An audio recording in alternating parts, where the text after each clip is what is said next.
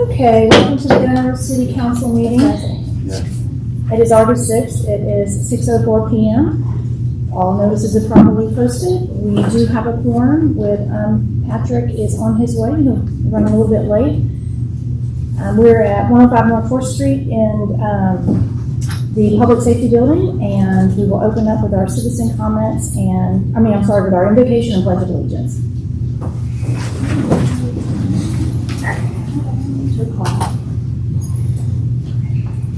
Captain Kramer, would you like to lead us? Sure. That would be great, thank you. Just ask you to bow your heads with me. Father, we come before you today just here to serve you, here to help develop your city, grow your kingdom, be all about you, make decisions that have your wisdom sprinkled all over it. Father, that we would know your direction for us, that you would lead, guide, and direct us in all the things that we do today during today's meeting. We pray these things in your name. Amen. Amen. Allegiance to the flag of the United States of America and to the republic for which it stands, one nation, under God, indivisible, with liberty and justice for all. Honor the Texas flag. I pledge allegiance to thee, Texas, one state, under God, one and indivisible. You're behind here. You got action.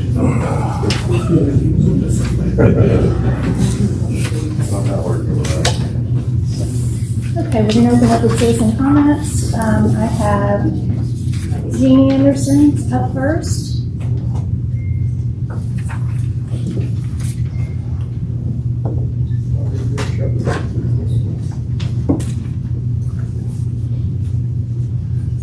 I'm going to cede my 3 minutes to Jeannie also. John's going to speak for me because it's easy for you to hear and understand me. Don Anderson, 102 Falls Creek Lane. For Jeannie, says, thank you, Mayor and Council. Tonight I am not here to talk about politics. I'm here to talk about something far more damaging, the hatred and division tearing Gunter apart. Our town is becoming known across Texas not for its values, its people, or its potential, but for hostility, chaos, and constant fighting. Enough is enough. What happened to loving your neighbor? What happened to courtesy, respect, and basic human decency? Some people go to church on Sunday and spend the next 6 days attacking anyone who disagrees with them. You cannot preach love while practicing hate. And to this council, you were elected to conduct people's business, not settle personal grudges, push private agendas, or fight like spoiled children who did not get their way. Leave your egos and resentment at the door and do your jobs.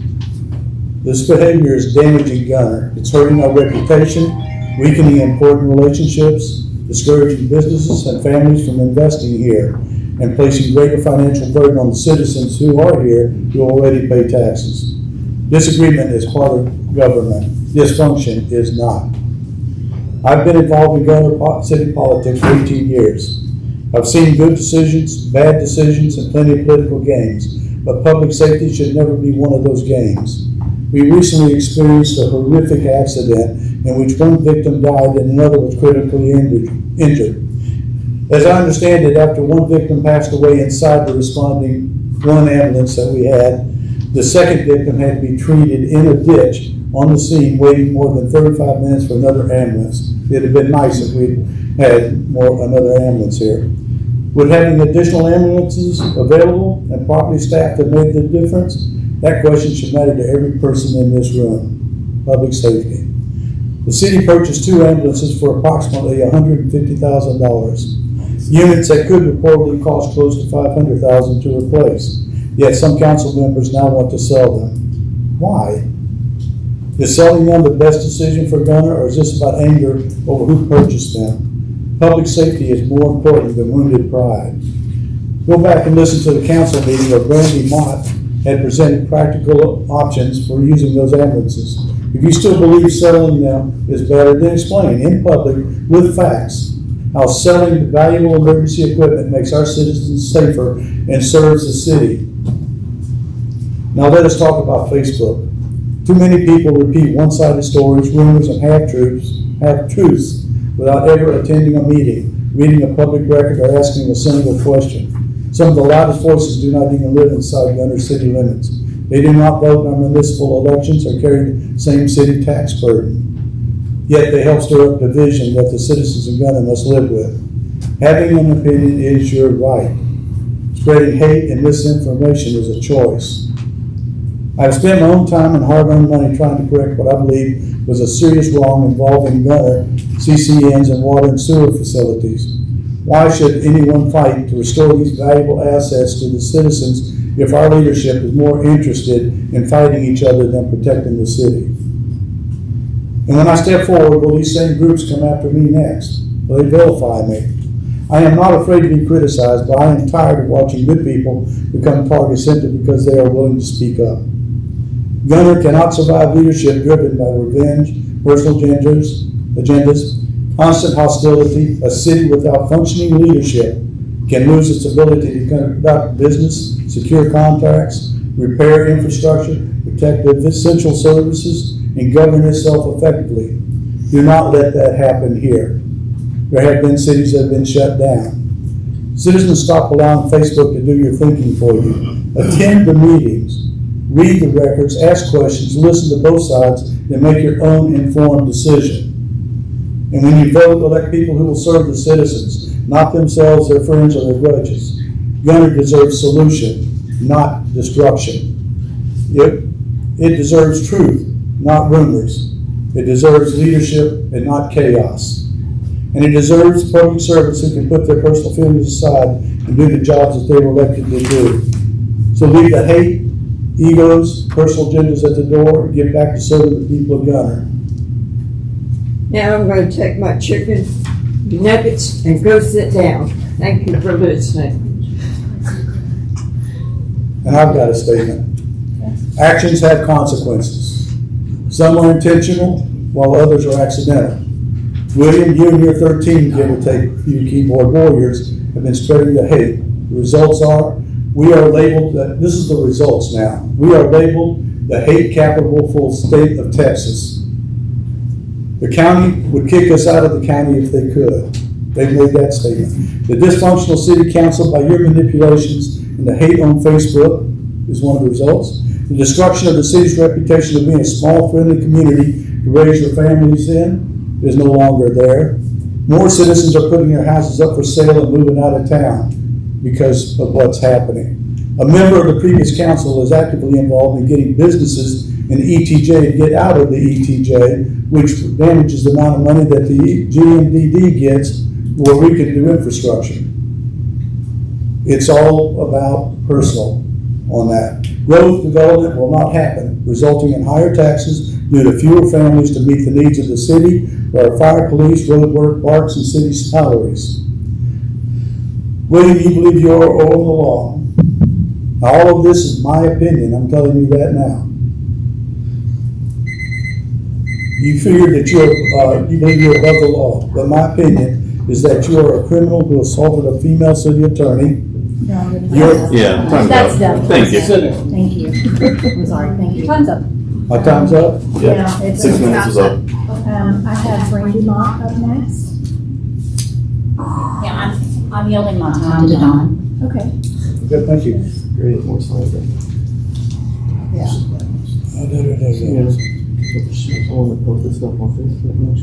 It's my opinion, if you're a criminal who abused his position as ADA to fix a traffic ticket for a female clerk that you know, was there any quid pro quo?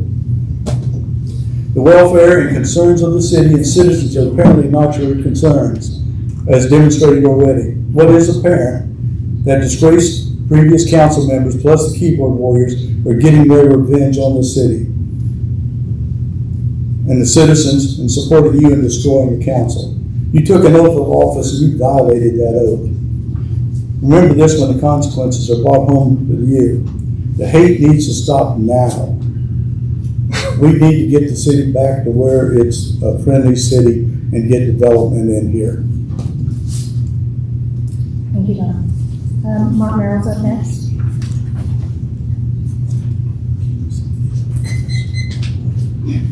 Mark Merrill, 71 Mile Court, Mayor, Council, City Secretary, new City Attorney, Hayden, how are you doing? I think I have a couple things. I did put in a PIR back at the very beginning of July, requesting some information about council members, City Secretary, and Hayden's conversations back and forth. Nothing specific, but asking for text messages, written communication, phone communication, any kind of phone calls, just a record of any conversation that may have happened. And I was disturbed a little bit by the response I got. Most of it was fine. I did have one council member respond that they'd had no contact or minimal contact, and came to find out that there was multiple points of contact with Hayden at that point. Yes, Hayden's response to me was very, very open. Showed every contact that he made since he started the process of interviewing, which was actually before the time that I was inquiring about. That being said, I think that the council and the city has a really unique opportunity to move forward in a totally different direction starting today. We have new council, we have a new city manager. I would encourage this council to move forward with the past in the past. Let's move forward as a community. Let's put the principles that we believe in before the personalities and the differences that we have. Let's work together. You know, I can tell you, Deidre and I did not see eye to eye our whole lives. When I was mayor, we butted heads quite a bit. I think Bill Hibby and I started working on repairing what little relationship we had. We got off to the wrong start. We had an excellent conversation yesterday. I think this council has an opportunity to do something special and change the direction of the city if it will work together for what's in the best interest of the city. And that should be the only focus you have while conducting business. That's it. If you do everything for the city and put yourself aside and focus on the job at hand, I think that we have a real opportunity here to make a real difference moving forward. If you don't, I think we're going to have more of the same old last 10 to 12 years of friction and fighting within the council, not getting the business of the city done, and continuing down that path. I think there's a real opportunity to change the direction starting right now, but you have to start now. You cannot keep going back to the past. You have to move forward. This is your opportunity, and I ask you to please seize it. Thank you. Thank you, Mark. That is all that I have signed up for citizen comments. If there's any others that would like to speak to the podium, name and address for the record. Renee Marlowe, 410 Stiff Chapel, Gunter, Texas. Good evening, Mayor, Council, Hayden. So I have indirectly been called a keyboard warrior tonight, which is fine. That's fine with me. If standing up for transparency, asking hard questions, and using PIRs, public information, to uncover the truth makes me a keyboard warrior, then I'll continue it as long as necessary. The reality is simple. There seems to be a pattern. Every time I submit public information requests and they come to light, the information comes to light, some people would rather the public not see. If that weren't true, there wouldn't be so much concern about the records, what they reveal. Recently, well, not so recently, maybe a year and a half ago during the BNSF stuff, the same person that stood up here 10 minutes ago and told you to stop the hate, stop the everything, made threatening comments to me on a Facebook Live.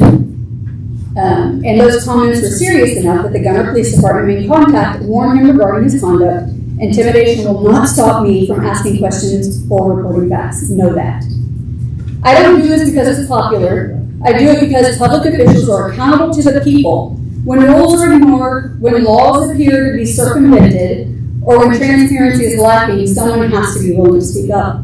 So yeah, I'll continue asking questions. I will continue to submit public information requests, sorry, Deidre, and I will continue sharing truthful, documented information with the public, not because of politics or personalities, but because that's how accountability works. Thanks. Thank you. Is there anybody else who wants to speak during citizen comments?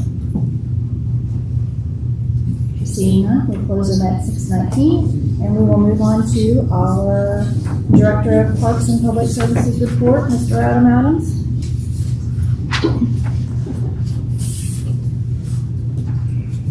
Good evening, Mayor, Council. Welcome aboard, Hayden and Grant. We're excited for representation in both areas.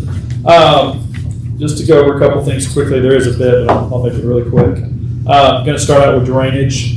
And so I have met with the engineers on the findings for the meadows, and I haven't had a chance to talk to Wade. What I'm proposing is I'll talk to Wade and Pat, because they're both in the meadows, and go over the findings with them that the engineers have determined, and see if any questions they have, if there's any back and forth we need with the engineers. I think it said attorneys a minute ago or something, but I'm engineers. And then we'll bring it back as an agenda item after I've talked to them about it. So since they both live there. Broken Bow, right now we're almost done with Broken Bow. We're at a little bit of a standstill. The engineer is at a conference, and there's a couple things I need answered concerning staking. But we have the main trench dug going to the creek in Broken Bow. We have the trench behind the residence of Broken Bow done. There's just a connection point there between the back drainage ditch, which is channel 1 and channel 2 that goes toward Broken Bow. That still has to be made, and I have a couple questions I need answered concerning a couple. We may need some different staking. So, but all the residents are aware of it, especially the ones that live 101 and 103 Broken Bow. Concerning drainage, also, staff met with One Preston Event Center. Just recently, they came up here. We met with one of the owners of One Preston. It was Eric and Cameron and I and Jesse. And if I added somebody there, Cameron, I think you were there, but I'm not sure. But so we were talking earlier. I was like, who is this on these meetings? There's a lot of them. And we explained to the gentleman, especially about the drainage behind there with the drainage channel where it's all overgrown. And what I've agreed to do with him is I told him they will have to clear that channel. I'm going to get a couple bids for him to clear that channel. So, and I'll have those fairly quickly. So that's where that stands. And then this is clear that everybody understands it's a new ownership. New ownership, yeah. This is new ownership. These are the new owners. I didn't say that. There's two, I believe. We met with one of the owners, and then Eric and Jesse will work with these new owners on basically the fire inspections. They'll need a new certificate of occupancy. So we're in the process of getting that aligned right now. Moving to streets, we've been working on Bounds, doing hot patching. Bounds is one of the roads in the budget targeted for an overlay by the county. But just FYI, but we are doing the patching of the worst of it. There's a lot of good-sized holes on Bounds. We have good communications with the ISD as well, because the school buses sometimes are the ones that are saying that we have problems here or something like that, on top of the residents. Autry is finished, so we're happy that Autry is finished. There's like a little punch list that I need, there's some irrigation I need fixed, but just to let you know it's done. Preston Glen, so the street of Preston Glen was done, I believe, in 2023. And I was on that. And if anybody ever wonders, when we do street projects, sometimes ours cost a little more because we use maintenance bonds. Those are included. Well, we did a walk on Preston Glen, and there's some cracking and stuff. So that the contractor will be coming back to cut out those sections of asphalt. So just for the residents of Preston Glen to know that. I haven't communicated that with the community yet, but that will be happening here probably in the next 3 weeks. That's it on streets. Trash, I am waiting for the recycling figures from our contractor to bring back an update on all the trash, and that'll be eventually adopted into the new schedule of fees, but I am waiting on that still. So that's where I am on trash right now. Items that you did have in the past, which was the, one more thing, we did meet with Dr. Enos and his staff on streets this last week, and so TxDOT has approved basically the warrant study that was done, and so it's somewhat sitting with the school right now, but they're aware of it. So it could be moved forward as far as a light, that process. I mean, there is money involved in funds and agreements that have to be done, but just that's where that sits right now. And Adam, that wouldn't even start until the end of the next year, correct? Yeah, it's not gonna start. They're not gonna, It's- okay, it's so not for gonna anybody start. listening, I don't want them to Yes, like, it's, look yeah, it's over not. that. Yeah, it's coming, because It's it's not gonna take a coming. while. No, it is not. We talked about the ADA in the park, just to let you know, that's not, it's on my burners, but it's not high priority because I've got to get with the chamber. I already have met with a contractor about that ADA accessibility at the park.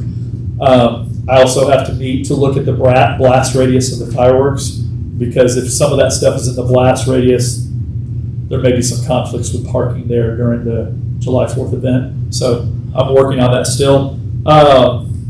Gunter's Ladies for tomorrow. We have volunteers. We're going to put a little, like a small baby pavilion next to the main playground area. It's welded up. It's a collaboration. It's Beth Hemby is in on it.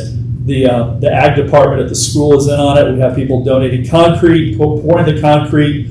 I got our engineers to freely go ahead and do some approvals on the footings and on the structure itself. So that's going to be coming to the park. I talked about before to this council, but that's going to be coming to the park probably in the next 3 weeks or so. And who knows, they might do some sort of little ceremony. I don't know that yet now, but it's a really good project. It's small, but it's pretty cool. If anybody wants to see pictures, I could send it, but it's a neat little project. And then last, just to let everybody know, so now that we have Grant on board, I have made changes based on what council said, to the park ordinance. And next week I will give those changes to Grant for the park ordinance, and that will establish some additional duties. I am also putting in there, I think council will be okay with it. The ordinance will come to y'all, obviously, is the park board will also serve, which is very common. Park board will also serve as a tree board. So sometimes tree board usually meets about twice a year. You have an Arbor Day. It's really some of the I's we have to dot and T's cross. So they'll also serve as a tree board. And so look for that to be on the next agenda. Yeah, Adam, a couple things. Bear Pathway, what's going on with that? I told you I've got to get bids on it, but I thought you replaced that recently. No, I've done other work. Bear Pathway was the one that just a week ago buckled. Bear Pathway and the Bridges Parkway buckled. That's not the one that we had the contractor out like 2 No, months ago? that was down there at Deer Run. Yeah, that's Deer Run. It was Deer, This okay, is I new. gotcha. All right. This is new. So I've got to get bids, and I'll have to be coming to council with the bids. Yeah, I don't have them yet. I mean, it's still, yeah. And as I said, it's 4 full panels, so you could be looking at probably 15K or a little more for those panels. So Each, or for all of them? for all of them. Okay, so like For all of them, 60,000-ish. Yeah.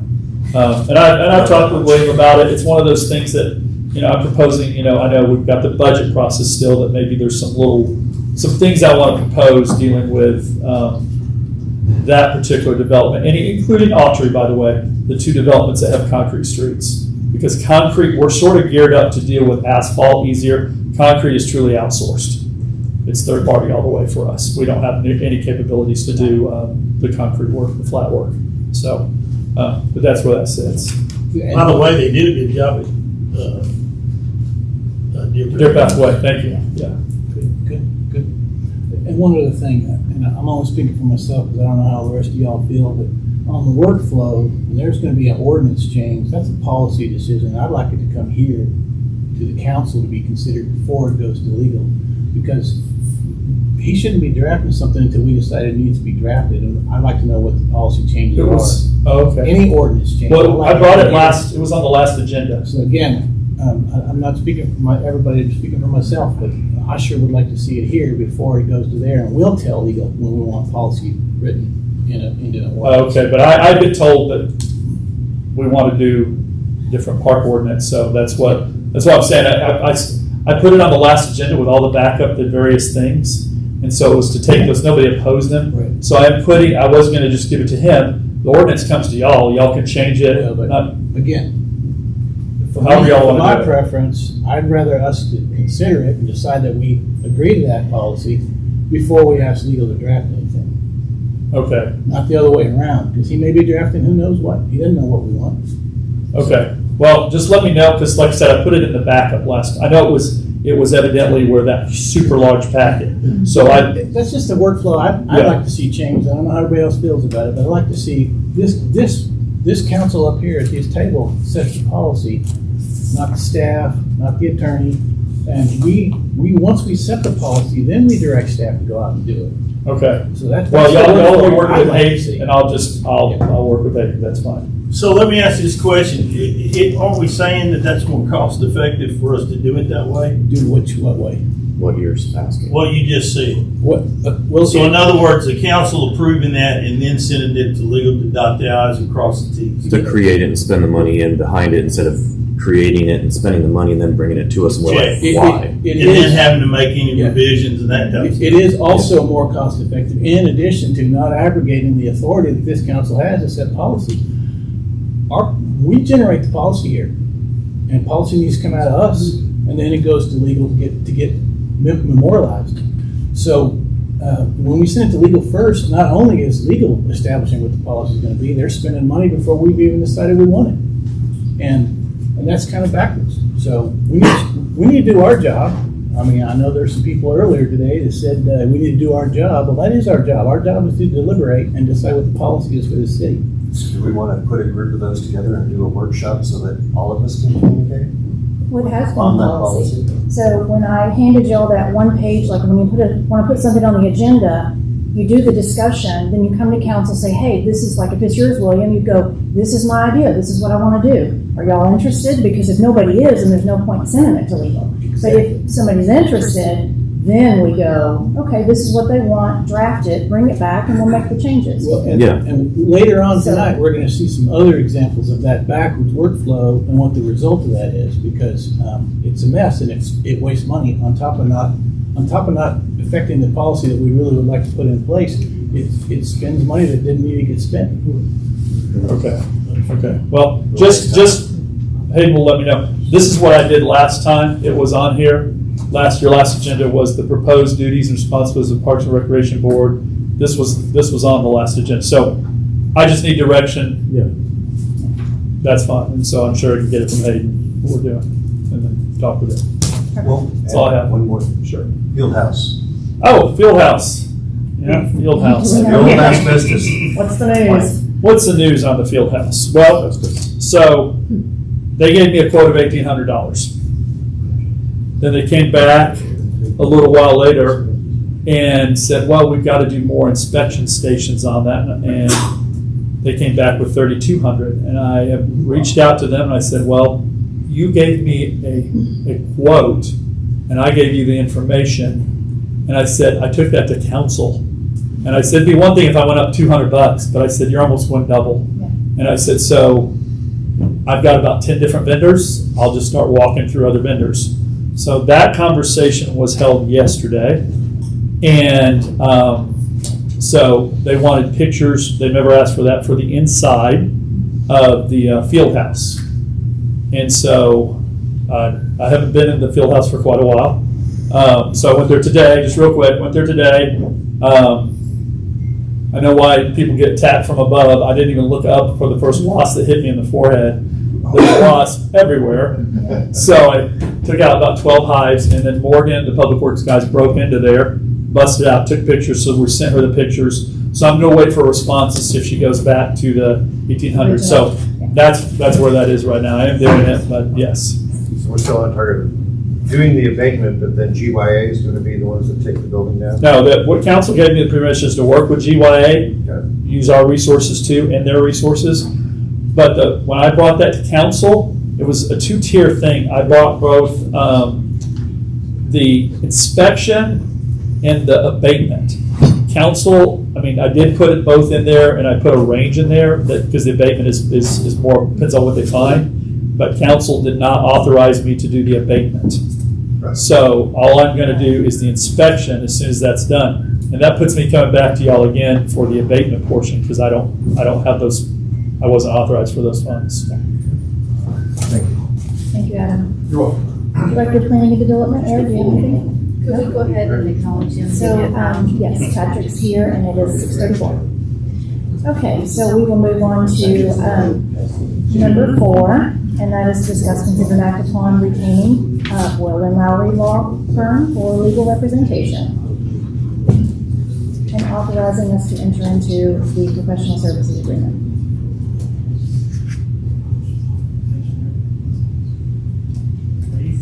I'll make a motion to pass. Second. Wait for the first to approve, Bill with a second, all in favor? Aye. That's unanimous. Welcome, Grant. It's official. Glad to be here. Okay, number 5. Congratulations. Thank you. We are gonna open up public hearing at 6:34. And this is for anyone who would like to speak regarding an ordinance accepting and approving the service and assessment plan and the assessment rolls for the preserved pit and levying the special assessments against the properties within the district. Is there anyone who would like to speak to this item? Okay, seeing none, I'm closing it at 6:35. Move on to number 6. Real quickly, Mayor, sorry. Yes. I'd like to make a motion to take off number 25 agenda item. I'm not accepting motions on that yet. So we're gonna move on and go ahead and take care of business while Luke and Jason are here. Number 6 is discuss, consider, and act upon the ordinance that I just read. We'll come back to that.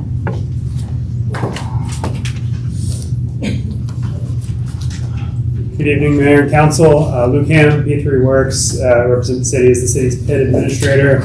What's in front of you today is the Preserve Service and Assessment Plan. So this is structurally unchanged from the preliminary service and assessment plan that came to council about a month ago. But the main difference here is the bonds have actually gone to market and priced, and we've dropped those numbers into this plan. So just a brief overview of the about $10.7 million worth of authorized improvements. The bond proceeds will cover about $9.8 million, with the developer covering the other about $700,000 on top of the $7.3 million worth of private improvements that the developer is also authorized to construct but are not going to be authorized to be paid through the PID. So happy to answer any questions y'all might have about this one. I'm just unfamiliar, so tell me the specifics on what the payback in essence is to us as a city. The payback to the... Yeah, physically, what's going on with that? So when the city issues the bonds, what happens is it'll go to a trust estate that was set up through the trust indenture. And essentially that trustee will hold the funds and the bond proceeds. And as the developer completes the improvements and proves up their costs, and then dedicates it to the city and the city accepts it, what will happen is as they do that, then the trustee will reimburse the developer for those things. What are we asking for, in other words, I guess, specifically? Eric, do you know? Yeah. So essentially, unlike a TERS that you're granting, a PID isn't a grant. It's a permission to do it. And it's an assessment that's added to each lot that the developer passes on to the home buyer for, in this case, 30 years. And then in a second, you'll see the numbers, how that works out, and what that assessed value per 100 valuation of that home will be on that. So, and the reason we do PIDs is because there was a significant amount for a lift station that's almost, what was it, $1.7 million for a lift station. Yes, so we Plus identified it. $1.2 million worth of offsite infrastructure that he had to do on top of the on-site infrastructure that would serve the residential portion of the 209 lots that the PID goes for to help develop. And then P3, they'll submit their pay requests like Centurion American has done on a lot of the bridges projects. I look at it, go, okay, I know where they're at on this because of the permits and inspections we've been doing. You can release those funds to them to cover it. And then it ends up closing out, which is what we're at right now on 2B, is to close out the PID on that one. Okay. Does that answer your question? It does, Okay. thank you. This is the best VTO that we've had at 3. It's the highest. Yeah, it's the highest. So meaning the value is 3 times what the PID, what the assessment would be for the home, Awesome. which is really, really good.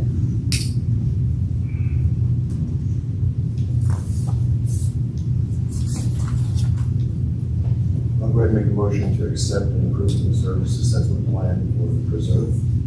Okay, Alan with the motion to approve. I'll second it. Bill with the second, all in favor? Aye. Okay, that's unanimous. Move on to number 7, discuss and consider action upon the ordinance approving and authorizing the issuance and sale of the City of Gunter, Texas Special Assessment revenue bonds. So this is for you, Jason. All right, Mayor and Council, Jason Hughes, Hilltop Securities. Good to be with you again tonight. Good to see you, bud.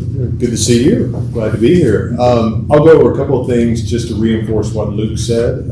If you look at this summary here, just as a reminder, these bonds are secured by and repayable solely from the assessments levied within the preserve. Citizens outside of the preserve PID do not pay this debt service because they're not paying the assessments associated with this.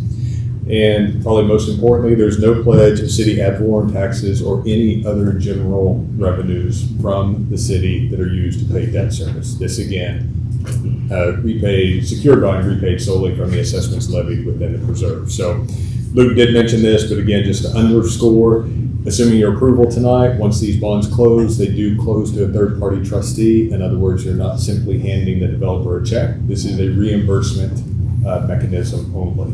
So as far as the development overview, and Eric mentioned this, 209 lots, this will be done in one phase. Upon build-out, what is estimated is $126 million. Luke went through the estimated public and private costs. The one thing I would point out is those public infrastructure is anticipated to be completed by October of this year, so very soon. The bond term is 30 years at an interest rate of 6.09%. What we're asking for your approval tonight, bond par amount of $9 million, just under $9.9 million. This does have a reserve fund in there that's for bondholder protection as well as your protection in the event of a large-scale non-payment of assessments. And then the other thing is all the costs associated with this PID and with the bond issuance specifically are encapsulated within this bond. So nothing, again, coming out of the general fund, anything like that to pay. As the mayor did say, we do have a 3-to-1 value to lien. Higher value to lien means lower debt. So very happy with that. And then within your development agreement, the constraints that you had in there, a 63-cent PID tax rate equivalent. That is the limiting factor. That is what we targeted. So again, it is 63 cents. You also had an estimated total tax rate not to exceed 285. And as you can see there, we are at just under 280. So very happy with those results. Also had Travis Lyle from Norton Rose Fulbright, City's Bond Counsel. He is here as well. And I'd be happy to answer any questions you may have.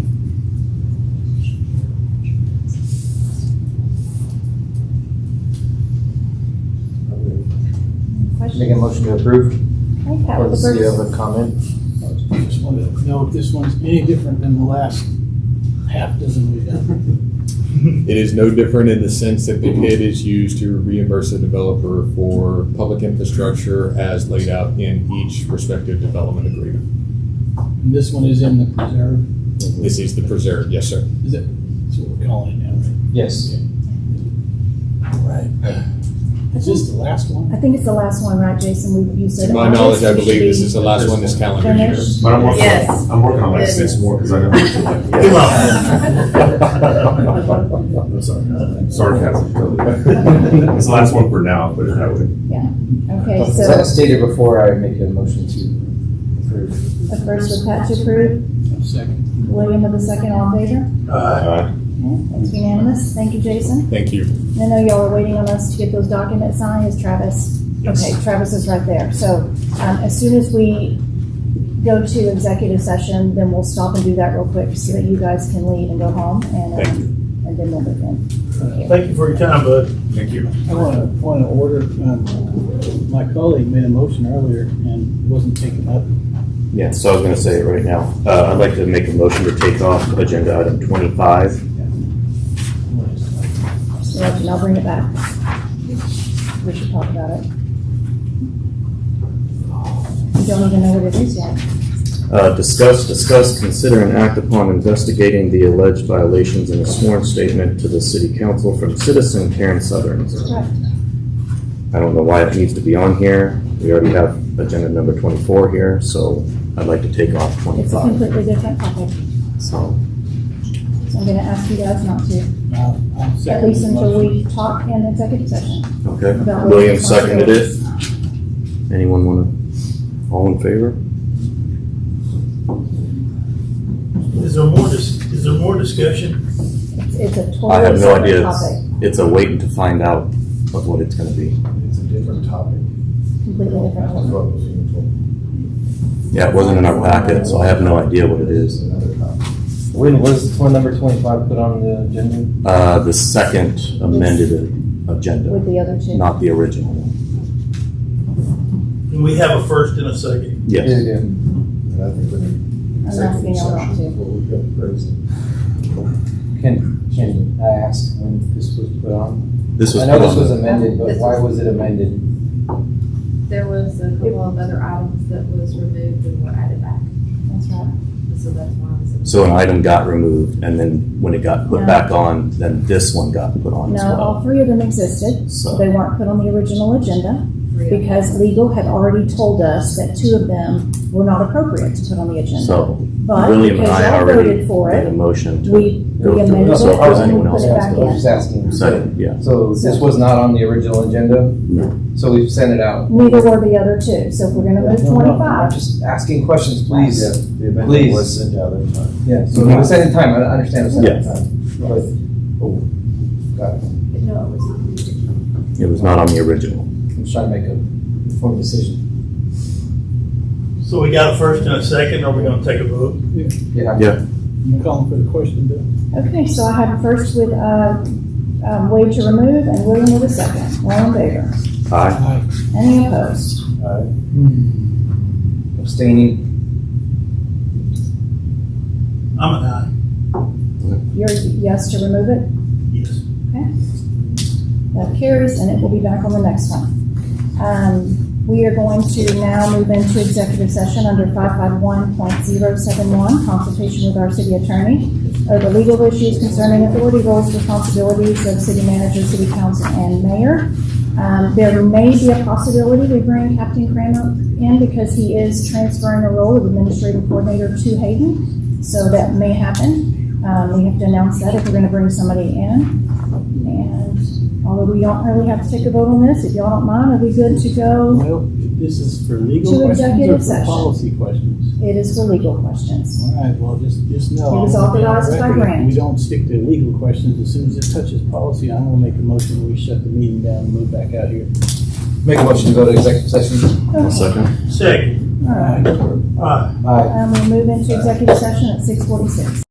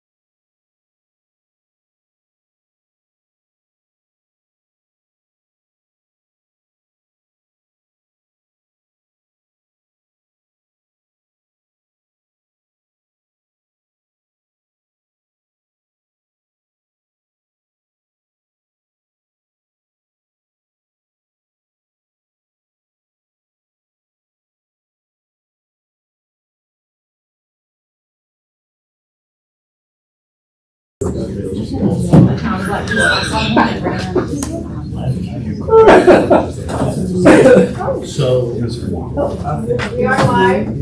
Okay, all right, we are reconvening into open session. It is 7:22. I'm gonna open up, item number 9. I don't believe there's any action to take, right? No action. Okay, number 10, discuss, consider, and act upon ordinance setting the salary of the city manager and bond.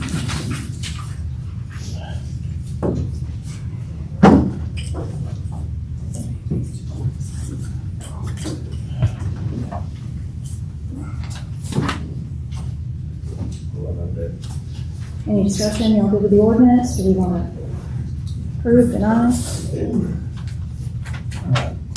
I looked at the ordinance. I want to make a motion to change it back the way it was without the extra stuff that got added. Was that on the last agenda? that Yeah, it's what we looked talked at? about last time. Okay. And it's the exact same stuff that came in. Yeah, but we wanted to make sure we had our legal look at it, correct? Well, I don't know. This looks like our Have whole you been thing able to is look at editing. the ordinances that are on tonight? I have, obviously, and I was at the last council meeting before the interview, so I think there was some conversation around the word base specifically. Yeah. I do agree that the statute does not have the word base in it, and the ballot language that the voters approved does not have the word base in it. So I think to be consistent with statute and with what the voters approved, I would agree with the recommendation to remove base. I'm not sure about the other amendments. The proper notice of the meeting under Open Meetings Act, I think is mentioned there twice. It's in the Obviously, recitals. once is sufficient. So it's in the recitals, and Sure. you can't make an official ordinance that says we had a proper meeting. You just can't do that. It's in the recitals, and that's where it belongs. Sure. It keeps creeping in. It's crept in every single one of these. Because it was, take out. Forgive my lack of knowledge, but what is a recital? Oh, sorry. The whereas clause. The whereas clause. Okay, At the top, you said all the predicates. Where the for- bureaucrats get involved. Well, not really, but, I mean, you can think of that. Yeah, because you wanted to take out base and then the section 6 area, right? Yeah. That's what we talked about last time. Right. And once again, to reiterate, it And our wasn't. bond, the bond amount. What is our? what is the Well, bond amount? y'all got to decide what the bond amount is. Right. My Yeah. recommendation is that the bond amount, they said that the state is like 10,000. I think it needs to be the same as your city secretary, which is 100,000. Okay. Just saying. Well, if Grant hasn't seen the ordinance and hasn't had a chance to review it, and we've got some questionable, like, is this really what we want? Do y'all want Grant to review it and bring it back? This one's Next pretty time? straightforward. I have reviewed this one. It was in the agenda Okay. packet. Okay. And I'll just say, as far as I think the section 6 with the proper notice and meeting, I typically, if it's a stylistic thing, I typically, in the ordinances I draft, do have a separate section 6 with that in there. I don't have the findings in the whereas clause, but if you do, I would recommend having a section, under section 1 that has a finding where you're incorporating the recitals in the ordinance. I think just as long as. We could do that, and that'd be a good practice. Yeah, either one. To incorporate I just like that yeah. there is that's a requirement. But I just wanted to be clear that we can't by ordinance say that we did it right and we followed the law. We can't pass an ordinance that says that. Sure. So, legal counsel, what would your recommendation be at this time? I know we're discussing it, so would you like to take it and fine tune it and bring a better one, or do you feel comfortable moving forward today? Do we have a definition of compensation? What is employment Well, we compensation? gotta, besides Patrick's question, we gotta plug 2 numbers into this ordinance. Yep. And I think we've already contracted with Mr. Hayden for 1 number, so we can plug that one in. And the second one is just a question about how much the bond is.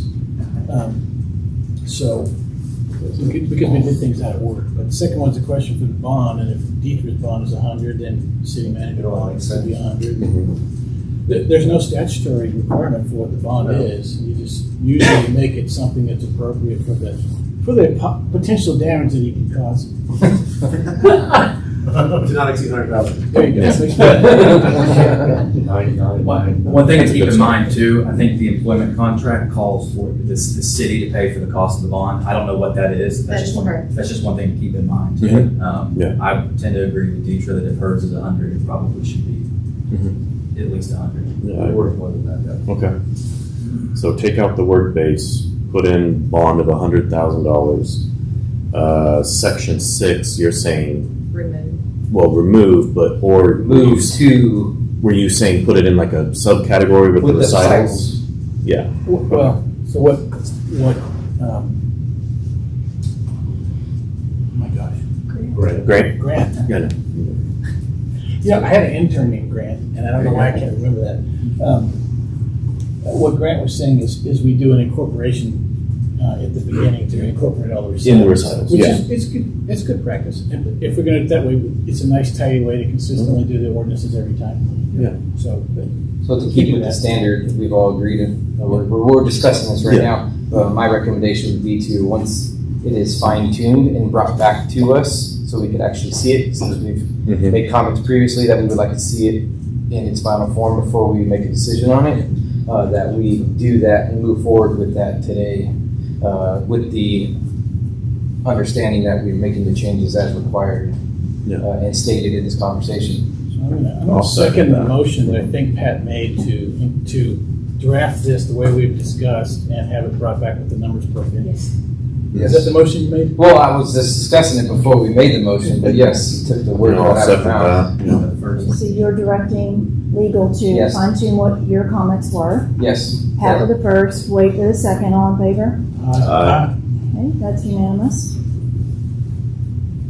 On to number 11, discuss, consider, and act upon resolution removing former Mayor Pro Tem Alan Richens as signatory for the City of Gunter accounts and designating Mayor Karen Zauber, Mayor Pro Tem Wade Burksville, City Manager Hayden Brodowski, and City Secretary Deidre Gaines on the bank account. Make a motion to approve as written. Okay, Patrick with the first, I'll second. Alan with the second. So, we have an agenda item later on down, I think it's 16 or thereabouts. It's gonna change this, and it's specifically designed to not have the mayor signing checks. I think that the mayor signed checks enough. So I'll make a motion to amend that motion. We approve this, but without the mayor's name in it. So we have a first and a second. To approve. To approve. So if someone that made the motion or seconded, they could amend the motion. But right now we have a live motion, so you can vote on that. On the line. So- On the correct. Yep, has a So I made the motion to this, so we're saying we're in future conversations, please, I mean, it's not the place because it's not the right thing, but, man, I see where you're saying and where you're coming from. Because at this point, we got a city manager now, so why does the mayor need to sign anything? Yeah. So, but We're on then, state law. I understand that there's state law. Conversations with our auditors as well.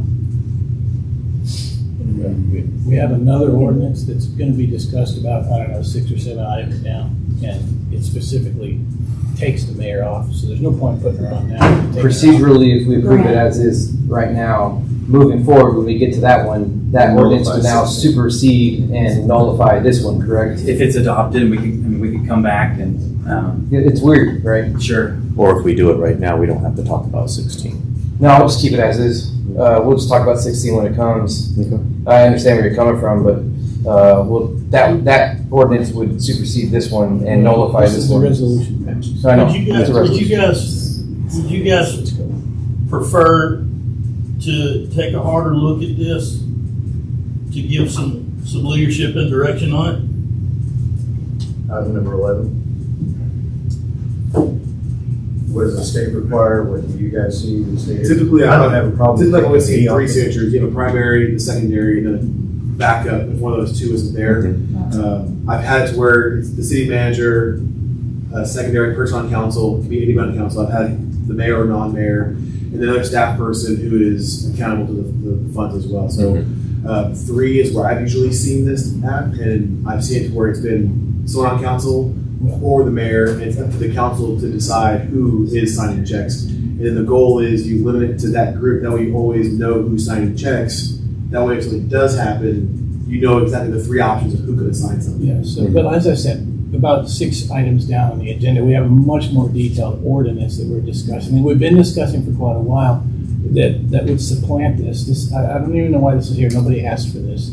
I don't know how it showed up, but it's a competing concept. Actually, And I'm the one that The put it on bank is there asking. because the bank said that they cannot take the minutes anymore. It So- has to be resolution. so we could just do this like it is without the mayor's name, and we could move on. So I've got a Or question. for do it you, as it Brad. is. Sure. Talk about If it. the mayor is incapacitated, who becomes the mayor? If she's in a coma, is that, would you mayor pro Mayor tem? pro tem. So by default, that means that Wade would also be removed because he's the mayor. No. He'd be mayor pro I'd be tem. mayor pro tem. And that would get moved into the He doesn't mayor's become the position. mayor. He just assumes Sure, he the became the Just mayor, but right. yeah, he'd just be temporarily fulfilling those. So do we really until need, replaced do we really need to identify the name of the mayor, or are we just removing the role of the mayor? Oh, okay, so typically when it comes to bank drafting and signatures, rather than appointing positions, you do people. So there's different ways to do this. So sometimes with government contracts, you would assign personnel positions. That way anybody can come in and sign it. So you can do the mayor or the administrator or the secretary, and anybody who goes into those roles can sign. Okay. But for bank statements, it is critical you have a very defined name because the bank won't let the signature keep changing and revolving. So in this particular situation, you have to very much define who that person is, which is why you can choose other people to do it because you're assigning it to a person. All the bank cares about is that person authorized signatory? If yes, then they can sign. Okay. The word statutes came around. Are you familiar with, does the mayor have to sign? I wouldn't think the mayor has to sign, no. There just needs to be a designated representative. Typically, the mayor is listed as one of those. It's common, but it doesn't have to be. No.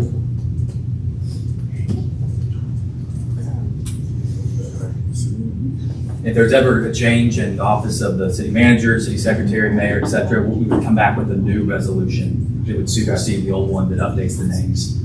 So I know you guys vote on mayor pro tem once a year, so that, that could potentially change. I don't see a problem with staying it right now, so I'm gonna keep it as is right now.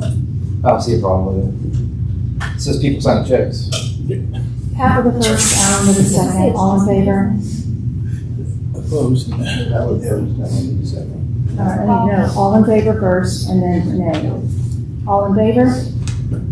Aye. Aye. Okay, is that 2? And then any opposed? Opposed. Opposed. Okay, so that motion, Now I'll make my second motion to amend this by striking Mayor Karen Salvin from it and otherwise passing it. I'll second. okay, all in favor? Aye. Any opposed? Abstain. Okay, that motion carries 4-0. I'm going to head out of this meeting because I have a 5-hour drive to a funeral tonight, and I'll take that. allow you to. Oops, sorry. Yep. Drive safe.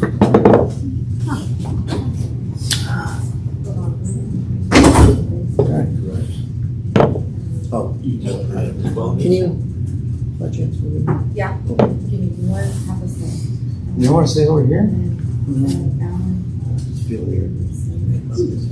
Kind of lonely. Intermission. Technical difficulties.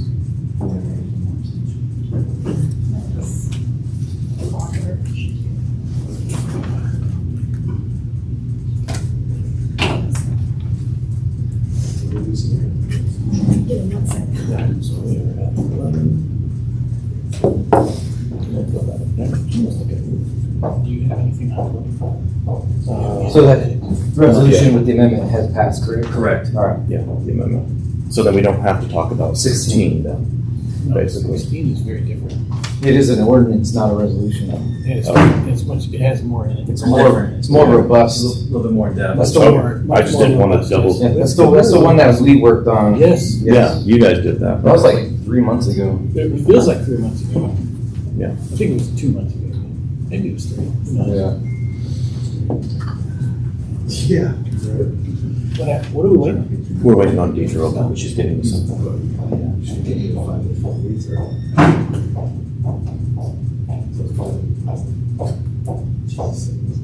She's the best.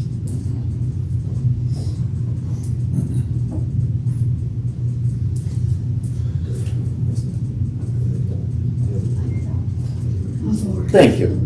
All right. So that's my gavel. Yeah. All right, do I need to restart the meeting or can we just continue? No, actually give me, the time that she left. Do you have an idea? 7:35, 7:36, 7:35. Yeah. 7:35, Mayor stepped out. She had a family emergency or family thing. Safe travels. Funeral. And it is now 7:38 and we will continue with the meeting. Yep, and item 12. Item 12. All right, discuss regarding the non-new revenue and voter approval tax rate for the city of Gunter. No new revenue. No new revenue. Sorry, my apologies. No new revenue rate. Thank you, Mayor, Pro Tem, and Council. It's my first time presenting you guys, and obviously first meeting, so I'm just going to give you guys straight from what guys made 30 minutes ago.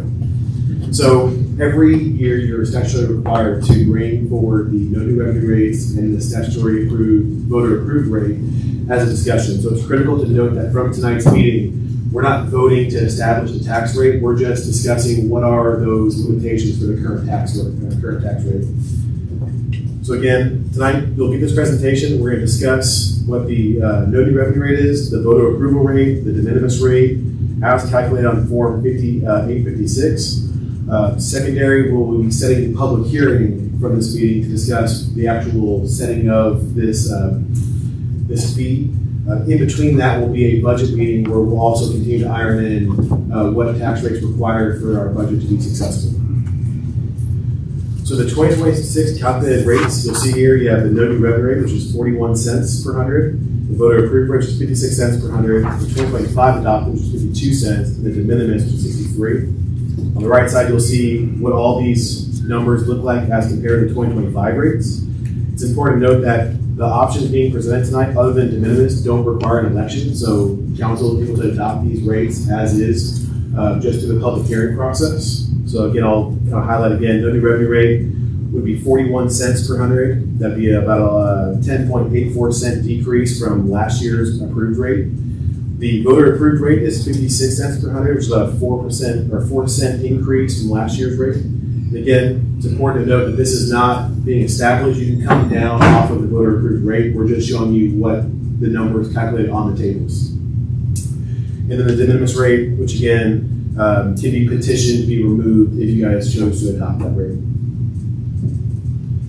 How the rate get created. So your voter approved rate is established based on your M&O, which is your operations costs, as well as your INS, which is your debt services. So you combine those two rates together to create a per hundred value to cover that. You'll notice $2.1 million isn't quite our entire budget. There's a lot of things that are not covered in M&O that are funded through sales tax or other kind of enterprise funds. So this again is only covering what is the monthly operation to run the city, as well as covering the debt rate. What this means to your average homeowner if their home does not increase in value. So if someone's home was $300,000 last year, they'd likely see a $120 increase of their city of Gunter tax. So as opposed to last year's rate. So again, you'll see $300,000. The 2025 tax rate would have been $1,577 from the city, as the voter approved rate would be $1,697.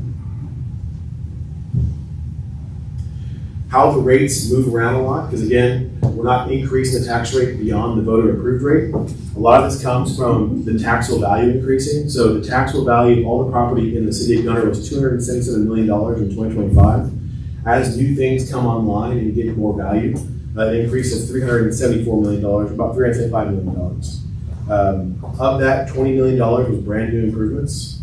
And then the TIF recapture value deducts from last year. So it was a $48 million decrease in TIF capture, which again, all these things play into how your tax rate turns into 56 cents per hundred. So just to give you an idea of what it would mean for our collection, in 2025, we collected or $5 million. That would increase to $2.1 million. And again, a lot of that's not coming from the tax rate increasing, it's just from property values increasing so dramatically year over year. What this means moving forward is from this meeting, we'll call the public hearing, that will be September 17th. In between that, we'll have a budget meeting to discuss the proposed budget off of the proposed rates. And then on September 17th, we'll hold a public hearing for both the budget and the tax rate you guys approve or recommend to be approved. That is the statutory requirement that we are obligated to do as a city to discuss this. If you have any questions, I'm happy to take them.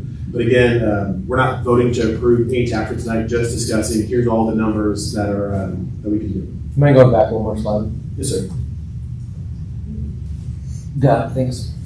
So like you're saying, this is based on the value of the home, so the county or county CAD, obviously they like to say everyone's house is worth more, so that we're going off of that number, not what they were valued before. Yep, that is correct. And then even from this, you have those who've already petitioned their values. Okay. So that's why this happens around this time of year. All the petitions have already now been processed. And so now we have what is the true value.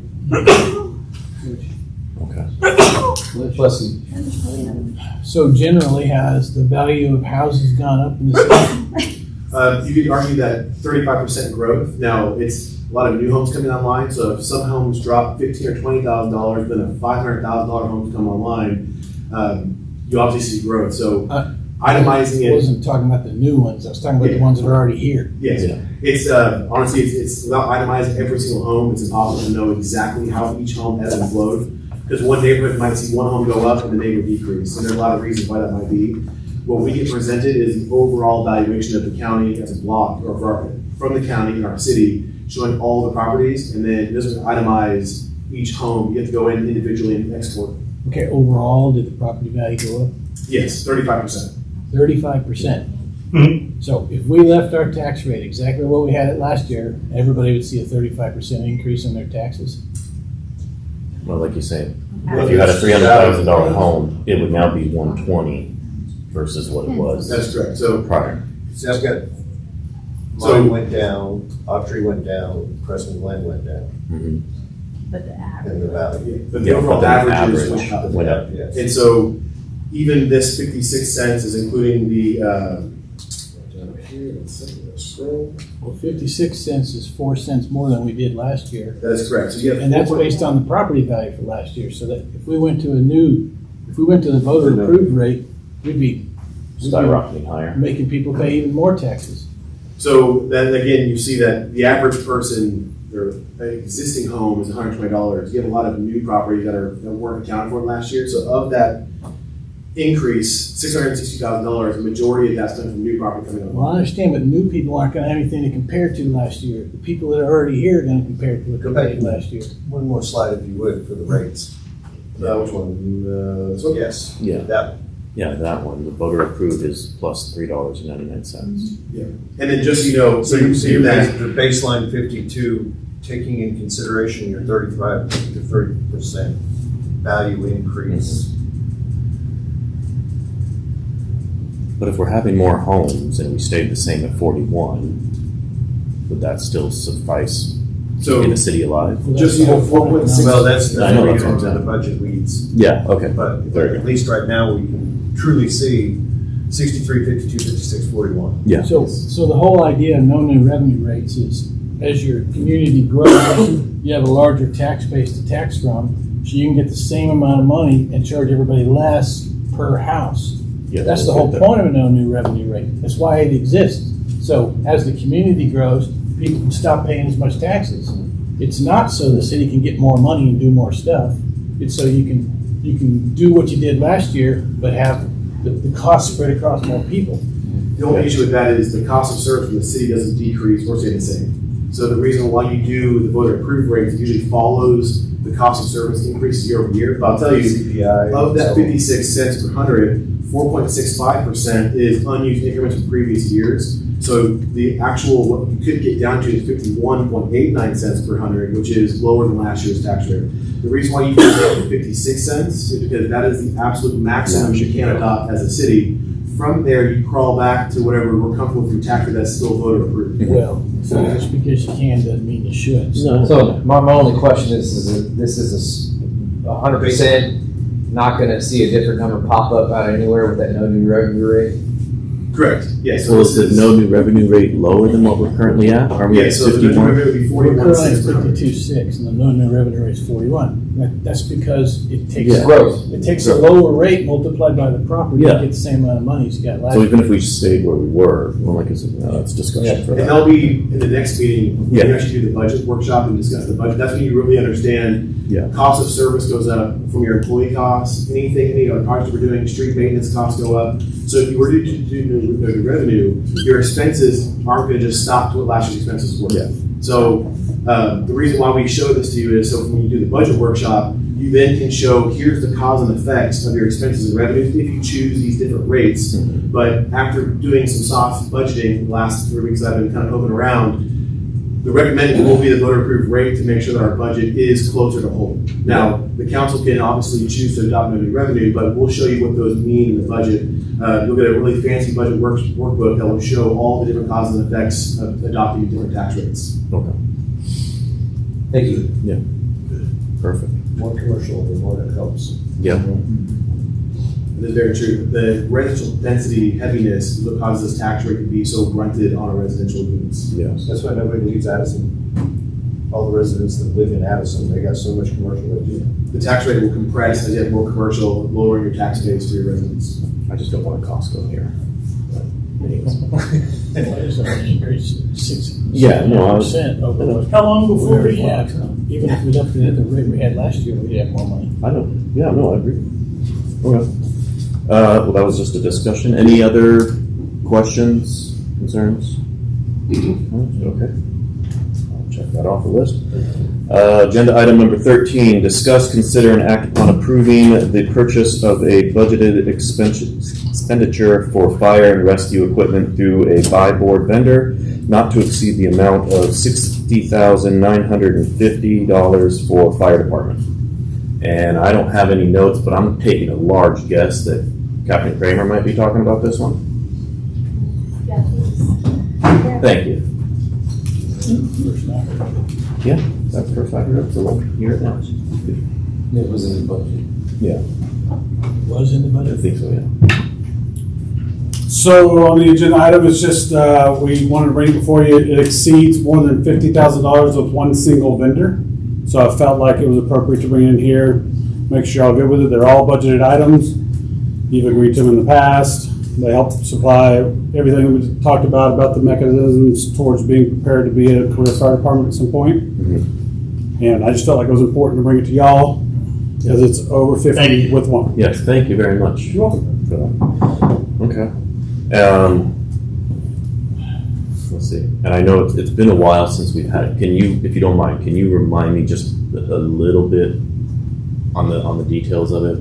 Because I know on the details of these particular purchases. Yeah, on this Okay. one, because I know the last time we talked about was the new equipment, and that was perfect. And what you're seeing in this batch is a focus on air packs. Okay. Bottles that we need additional bottles for longer incidents and more people operating on those incidents. It's 13 bottles in there. I think they're 18, something like that. Okay. It includes protective coverings for the masks as part of that. It also includes the results. We did a hose testing this year for the first time in the last 12 months, and perhaps longer than that. And as part of that, there were some failures that came along with that. So we're synchronizing the types of hose that we have based on the capabilities of that hose and the replacement of what we learned from our hose testing process. We're also synchronizing nozzles. So over the years, we've had nozzles donated to us from various places and just make stuff work. Part of the challenges that poses is, depending on what vehicle you're in and the conditions you're operating in, you could be getting 100 gallons a minute from one and 250 from another, and there's not a continuity of that operation. So this synchronizes all of that in conjunction with the hoses, and in conjunction with the hose colors, in conjunction with the hoses that pass the hose testing. So that's all within the purchases that you're seeing here. Okay. So I got a question. We spend $61,000. What are we going to be able to do tomorrow that we can't do today? Well, first of all the hoses that didn't pass will be in passing condition, meeting the standards so they're able to. We have failed hoses. Pardon me? We had failed fire hoses. We had hoses that failed pass. their annual hose testing process this year, a number of them that required replacing. We kind of anticipated that because it's been a little while since we've had some of that stuff done. The air bottles represent, there's an evolution. Air bottles are generally good for 10 years. There's also a number of air bottles that we have available to us. So that can be a limiting factor to the amount of cycles a firefighter can operate in the fire scene, because once you run out of bottles, we don't have a remote cascade system that lets you refill those bottles on scene. There's only one in the Grayson County area. So this allows us to have a greater depth of that process. And when we're doing training, for example, let's say we're training 8 to 10 people at one time, we're using bottles for training. But if we catch the fire while we're using the bottles for training, now we're short the 10 bottles. You know what I'm saying? That those types of parameters. Yeah. So basically, I think your question that also is, it's not like you're buying something that's a fancy dancy tool. These are needed necessities. Yes, and those are all things we discussed. Replacement safety equipment. Exactly. Those are all, as you saw in that agenda item description there, they're all in relation to things y'all have already approved back in August of last year. If anything, I'm glad that you did let us know these things, because I just want the citizens, as if they watch, to hear what the money is going towards, instead of like, oh, there's a new fire truck that we see that's jacked up on 37s. And I remember where was the that conversation from? of the hoses. Yes. So are these things in addition to what we have now, or are they replacing things that we have now? Combination of that answer. And the stuff that's getting replaced, what happens to it? To be determined. There's a lot of programs out there, for example, expired or non-passing hose that can be used for a variety of circumstances. And wallets made out of the old hoses. Whatever. If we're buying a bunch of new stuff and there's old things out there, they ought to get coming back, and we can sell them or do something with them, and it puts some revenue back into the coffers to buy the next new thing. So we have a policy in place within the city as it relates to the surplus of all of those items in this process, and that all we followed in that process. Well, you'll forgive me, because up until now, we haven't really been involved in people buying stuff and surplus and stuff, so this is kind of a new thing for me. So I will respectfully say that we have done exactly what you're seeing today, exactly the same way we've been doing it. I'm just coming to you because this one exceeds 50 with one vendor. And technically by policy today in Gunter, Texas, that requires a council approval, which is why I'm here today. Yes, thank you. Okay. Thank you. Yeah. Some things you're adding to it, some things we're replacing. I just wanted to make sure that the citizens heard what we're going for, because we all it's all in there. all It's all for the fire department, absolutely. police department. And again, everything that we've discussed, this is all approved already. Okay. Do we have a motion? Make a motion to approve. Okay. Second. Patrick with the one, Bill with the second. All in favor? Aye. All opposed? Nope. Unanimous? All right. Agenda item number 14, discuss, consider, and act upon processes relating to speed limit reductions in residential neighborhoods. Mr. Adam. All right, you can tell me which parts of this council you want me to read. So basically at the previous council meeting, you had asked staff to explore some speed limits. And so we set up radar detectors, and I think the two examples we used, we had residents from various neighborhoods, and this will probably continue, by the way. Occasionally, every year, you're going to get somebody says it's too fast. So I tried to develop what I considered a template, so if council wanted to adopt an administrative policy, they could do so. To give you an example, I use which is recognized as the 85th percentile, which is basically the speed limit 85% of drivers are adhering to naturally. And example was we had a person request out of the Meadows to reduce the speed limit. Well, in the Meadows, it's 23 miles an hour. That's what it came back as. The Woods, I'm going to bet, came back the fastest because it's like one giant strip. It came back at 31, so they're higher. So I won't read it all, but I proposed something, was just that annually, I listed in this in the backup, and like I said, if there's any that you want me to read aloud for people listening, I'll do it. I named the various developments, and I did use a number talking about at least 30 homes in a development. That's an arbitrary number. And what I said was, if annually, what staff would do is put up the radar units one time a year, and a resident in a neighborhood will determine the number of days. We would go over that with council, and we would have that data. The data would be made public. And so if somebody if it hits that 31 mile an hour, in that year, they want to go ahead and they want to do a petition, which I created a petition to put in here, and they want to petition that neighborhood. Somebody wanted to do a petition. It would be 60% of the homes in that neighborhood. Not whether they're occupied, unoccupied, just 60% of the homes, which is a clear majority. I said the development would need to have at least 30 homes. And the reason I had to come up with some example is what you wouldn't want is, let's say it's the preserve coming online. If it has 10 homes and they said, well, it's too fast, you're determining that for the whole community. Because at some point this would come back to council. Obviously, y'all would pass an ordinance if we lowered a speed limit in a particular subdivision. And so I listed the neighborhoods. I thought I just tried to develop something that would be a template we could do annually, and that way it would be back and forth. There'd be a methodology that the citizens could take advantage of. And we would do the speed testing for all neighborhoods listed on this. I didn't do off streets like Hawthorne or something like that off of College, because it's a cul-de-sac, it's not a through street, it's not technically. Yeah. So I listed these, I listed the woods, in case I missed one, the Bridges, Autry, Preston Glen, downtown, I called it downtown west, downtown east, and the Meadows, to perform annual speed studies. So these studies would utilize the 85 percentile rate, and we would just do it one time a year for all these developments. Mm-hmm. And that would be made public, and then what I did is I created a petition form that the people could go. It would be, obviously staff would have to vet it out and bring the results to council. And if council, if they made the amounts they needed for that neighborhood with a petition, then council could pass the ordinance and drop the speed limit to 25 miles an hour. Okay. That's okay. So. I don't know if we had also talking about like the actual, unfortunately, getting tech stock involved outside of neighborhoods. Was that one also? No, this was something? This is just neighborhoods. This is stuff just under your control. Yeah, is really what it comes down to. Yeah. So basically, in all, we didn't find anything. No one's. I mean, they're going. I mean, you don't. And I gave it is an arbitrary amount when I said 31. Yeah. It means that 85% of people were exceeding the speed limit by 1 mile an hour. Yeah. That may be too conservative, but if you're going to create a policy, you would have to decide on a certain mile an hour. Yeah. Okay.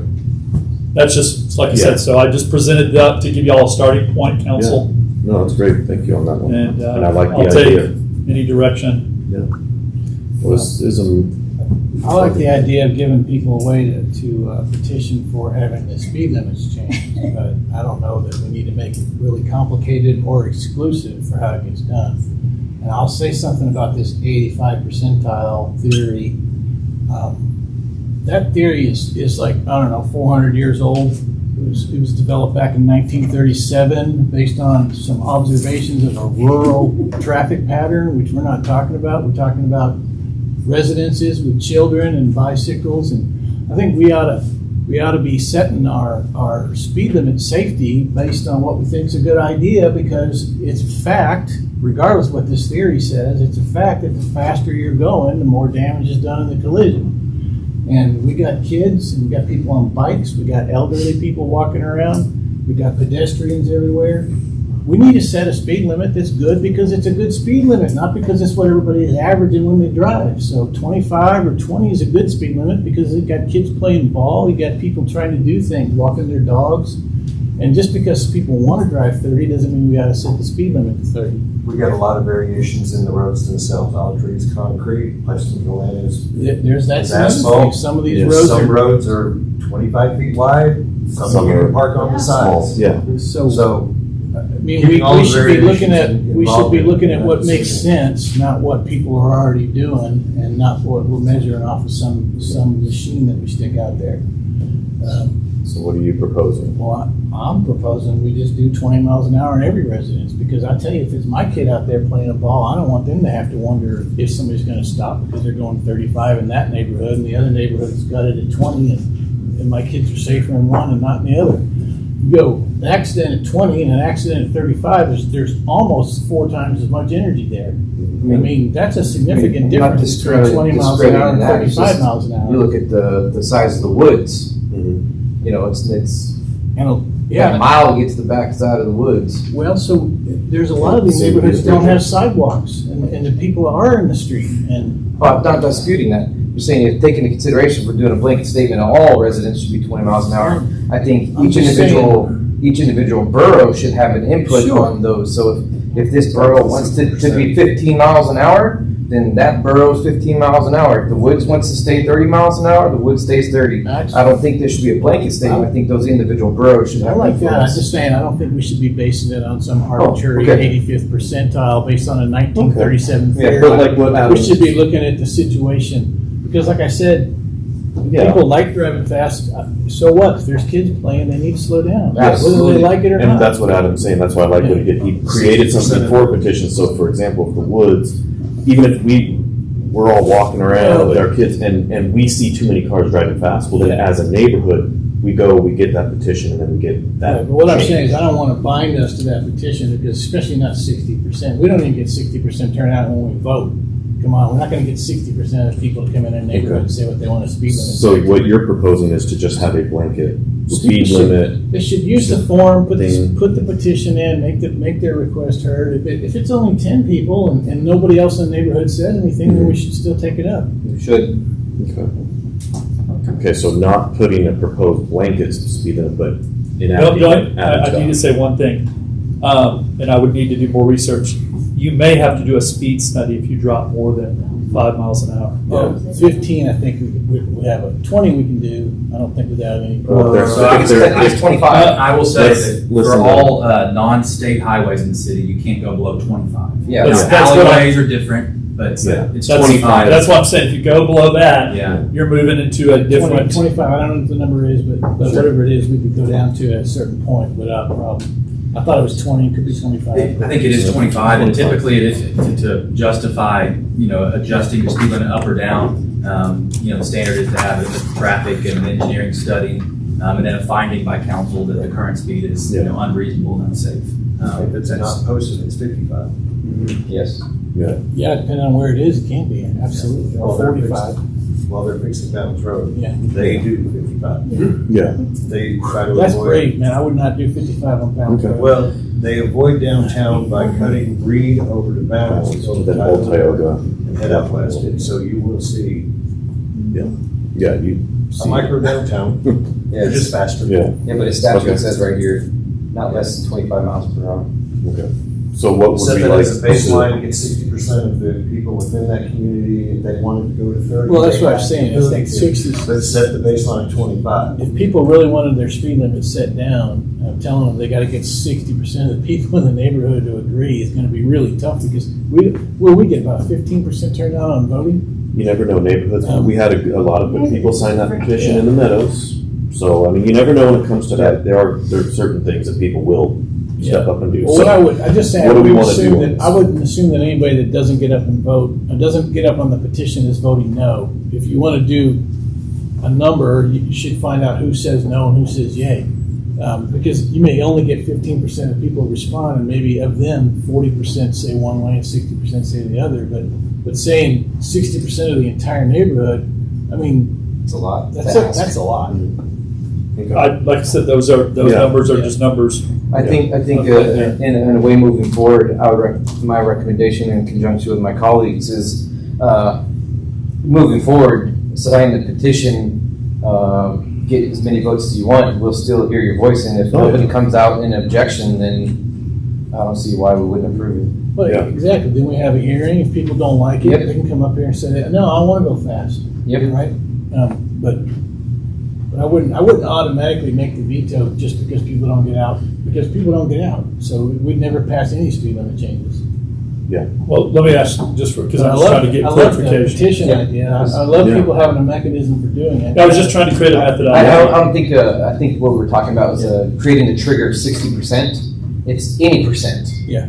Is what we want to hear from. So say people log in, they sign the petition, they submit it to you. We want to hear that petition's been And whether regardless of Okay. 60% of the citizens in that neighborhood voted or not voted, we still want to hear if it's 15 people, 5 people, 3 people. That's what we would like to hear. Yeah, one mom comes up and says there's people running their dualies down the street at 40 miles an hour while my kids are playing. I want to hear about it. My only question for clarification then is, I mean, that's fine. Is it all streets? Is it all residential neighborhood streets? Because what I'm saying is I was doing neighborhoods, but if you're going to do that, then you could do the Doris, the Hawthorne, the streets that aren't neighborhoods, they're a street. The only reason, and I'm just trying to give you all the facts, the only reason, if you're going down College, you turn down Hawthorne, and it's 25, and then Doris doesn't change, and it's 30. I'm saying, but what I'm saying, are y'all okay with just saying the petition will say if you live on a residential street,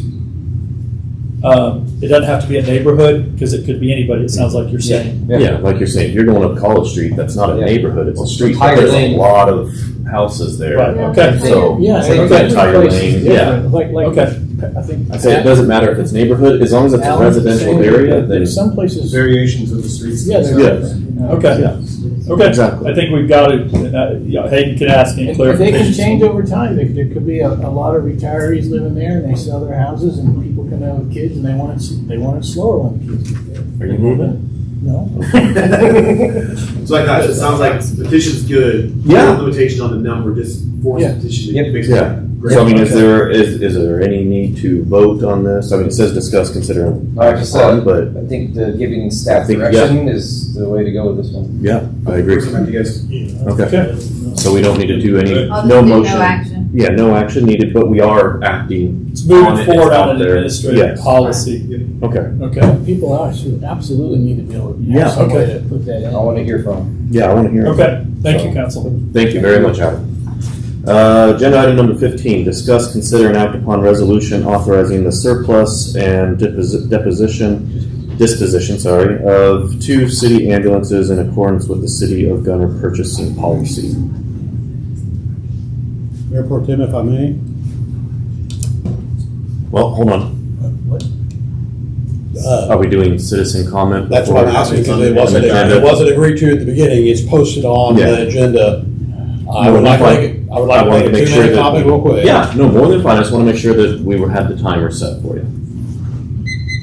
Mayor and Council, Martin Merrill, 71 Mile Court. The city has 2 ambulances, regardless of how they were acquired. The city purchased 2 ambulances at a substantial cost savings to the city.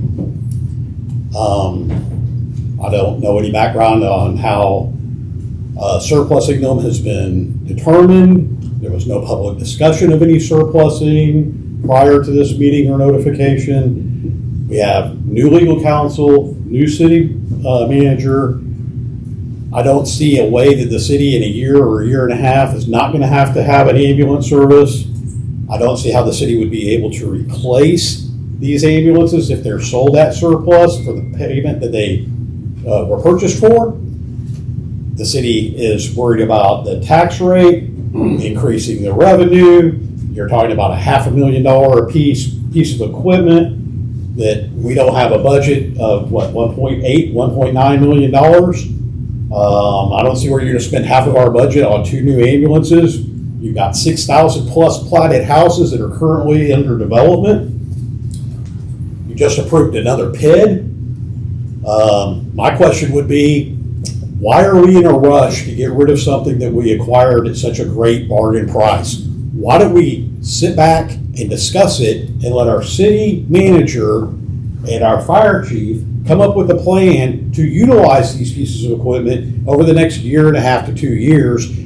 You're not going to be able to replace them for what you got in them. They're not going to go anywhere. They're not at risk of being damaged or total just sitting there.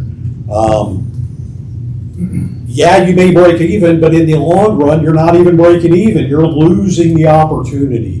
What I said earlier about making an effort to move forward for the betterment of the community means looking at all of your assets and using them in the best method possible for the future of our community. Not today, the future. Not because it's an agenda item that you didn't approve or you didn't agree with the way it happened. That's all in the past. We have to move forward constructively. Okay? And that being said, I don't see how it's constructive to undermine the future safety of this community by cutting off your nose to spite your face because you didn't like the way it was done. It's done. It's water under the bridge. You've got two very valuable pieces of equipment and you want to just give them away for what you paid for them. That's, in my opinion, very foolish. I really think we should give our new city manager and legal counsel the opportunity to understand the whole issue and make a recommendation to council before you take any action. Thank you, Mark. Thank you. Yes, if you have something to talk about on this agenda. I do. Okay. Renee Marley, 410 Stiff Chapel, Gunter, Texas. So, I support surplusing the ambulances because this isn't about whether they have value or whether they could someday be used at some date that we don't know. It's about correcting an action that's already been authorized or already been acknowledged as unauthorized. And what some of you probably don't know yet, but the Texas Attorney General is currently investigating this after agreeing that the purchase was unauthorized. Continuing to hold these assets prolongs that issue, and it should have been resolved a long time ago. Surplusing these ambulances is the appropriate step to help unwind an unauthorized transaction and demonstrate that this council is committed to following the law, respecting its own authority, and protecting the taxpayers of Gunter. Thank you. So, on this, thank you everyone that spoke. I mean, on this, I think, I'm going to speak, but if you guys want to agree or disagree, we're not against having EMS. It was right up there against the wall. We didn't know what to do, so we had to go back into the agreement, and there you go. So, yes. 2 years ago, BNSF was moving in, and 100 citizens sitting at the high school were all concerned about three things: transients. So we worked on the police. They were worried about our volunteer fire department being able to take care of industrial fires. And they were also talking about EMS. Yes. And so right now we've been able to take care of one. We're botching number two, and we're going to hope like hell that we got enough people to be able to pay for number three. Okay. Because right now the county is not going to, we're not going to have EMS in the county for a while. Okay. We're not. And I see that on that. That's Go why ahead. I saw the value of those, and that's why I offered to buy them. This is my feeling at this particular time. I don't think that we are in a position to really make a decision on this. I think that we do need our leadership, our new staff leadership, to take a look at and advise us on the direction we go. Now, who says that we need to agree with it? But we need to give that an opportunity first. I don't want to do anything that's going to undermine their leadership. Okay. Period. I won't be for it. I won't do that. I want to make sure that they have opportunity to take a look at whatever they're dealing with as far as circumstances that we've had in the past, to make a good, firm decision on all that. And if it's true about the Attorney General investigation and that type of stuff, which I understand that it is, then we don't need to do anything else to impede any of that type of behavior and what's going on with it. And, you know, and I say but we made a foul. We made a bad foul. In all regards to how that process took place. And we just need to redesign that and have a look at it, and I think our leadership can lead us through that. Yeah. Do you have any comment or anything you want to? I mean, in generalities. Yeah. I mean, when it comes to, you know, if we surplus these and we get our money back, then that's awesome. You know, it's I don't want to make a decision because it is under litigation that I won't say certain things a certain way, as it's stated. But what I will say is that the law is the law, and the law is what rules the land, right? We gotta be stewards of the law. So whatever direction that takes us, I kind of agree with my colleague over here that we should not do anything because we don't know what this investigation is going, and then, after that is done, then by all means, we'll do what the Attorney General recommends for us to do as a city. But what I will say is that in the future, there are a lot of grants out there to help rural communities acquire emergency service items. The USDA has a really good grant system that they will even, as I look right here looking at it right now, there's grants and loans. So for that comment, it's I understand where we're coming from, but there are USDA grants out there that we can look into. Will we get what we got right now? I don't know. I don't want to speculate because that's speculation. But the law is what's supreme in the United States for a reason. And that's all I'll say about that. You got anything? Sorry, I do, if that's okay. Good. Well, yeah, and then you can say your name. Yeah. So obviously we've had a variety of time to look over options and opportunities and circumstances. As we operate as a city, I think you're going to see windows of time where there's windows of opportunity. Okay. As it relates to this project where it's at right now, I think we've transitioned to a different window of time, and so we worked very diligently based on what we've been hearing as your feedback as it relates to with Allegiance to nurture that relationship, to figure out how to grow that relationship, to figure out how to expand and enhance and do all the things we can to make the best possible EMS situation here. Okay, Allegiance is in the room tonight as an example. Okay, in support of this relationship and what we're trying to do moving forward. That said, one of the options that we have available, which is how you see it written on your agenda today, is to allow the policy, okay, for the city of Gunter to be followed as it relates to surplus. And I'll just read you real quick, Chapter 5. Disposal of surplus property may be sold by public auction, which can be a private auctioneer, internet sale, or sealed bids to the highest bidder. Employees may not directly purchase the city property unless it's through the channels listed above, where they're the highest bidder. My point in all of that is, we recognize these ambulances were a good asset to this community. We want to figure out how to plug that into this community. Allegiance is considering the option of plugging that into our community, which is the best of both worlds based on this window of time that we have. It would be my recommendation as your public safety guy to say, hey, let's push these out to a sealed bid process. Let's put a minimum reserve where there's not a money lost option here. Let's push it out there. And if an agency like Allegiance wants to purchase those and employ them into our organization as part of their commitment to further enhancing this relationship, let's give them that chance. Because that just takes us better and better. And that's the window right now. What we need to do with EMS 12 months from now, 24 months from now, 36, I agree. We could press forward on what that looks like. But for this moment in time, my recommendation to you would be to allow the opportunities to have these things put in service, even if it's not through the city department. And the easiest way to potentially accomplish that is through the sealed bid process. If that doesn't work out and it doesn't meet our expectations, then we go back to the drawing board and figure out the next thing we can do. Is it the best we can do? Sir, yes, sir.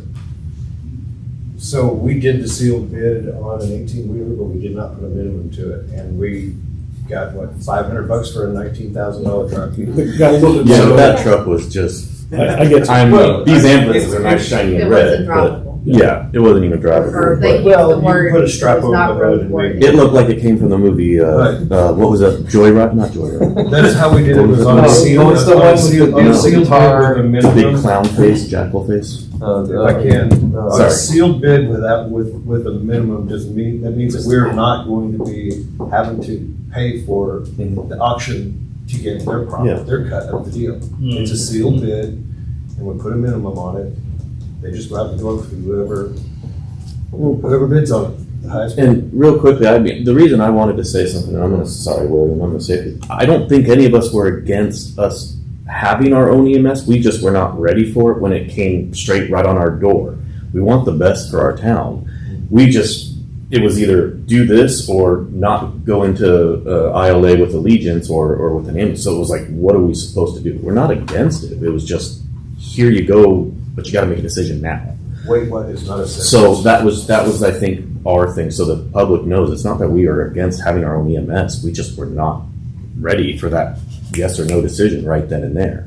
So, but if you're saying, and I'm not, I mean, if we kept them, what? We keep them back there and just let them sit there, or we turn them into ice cream trucks for a little bit and then put them back into service? I It's think not you evaluate worth that it. if this doesn't work, right? Yeah. If Allegiance doesn't end up bidding out to them to meet our minimum reserve, then we go back to the drawing board and we answer these questions. They are ours. They are ours. They are interested in them. They're interested in a reasonable rate and all that type of stuff. And I think the more that is nurtured as a working relationship, those are just a really good place to be. Yeah. And this one's at a time in Gunter, Texas. Okay. You had a comment. You're gonna put our name on them? Oh, I got a lot of comments. I think they're willing to do a lot of different things to work with Let's us. not bring up. Any questions for me? Let's bring up from here out. Sponsorships. So, Right. so there's been a lot of talk about these ambulances.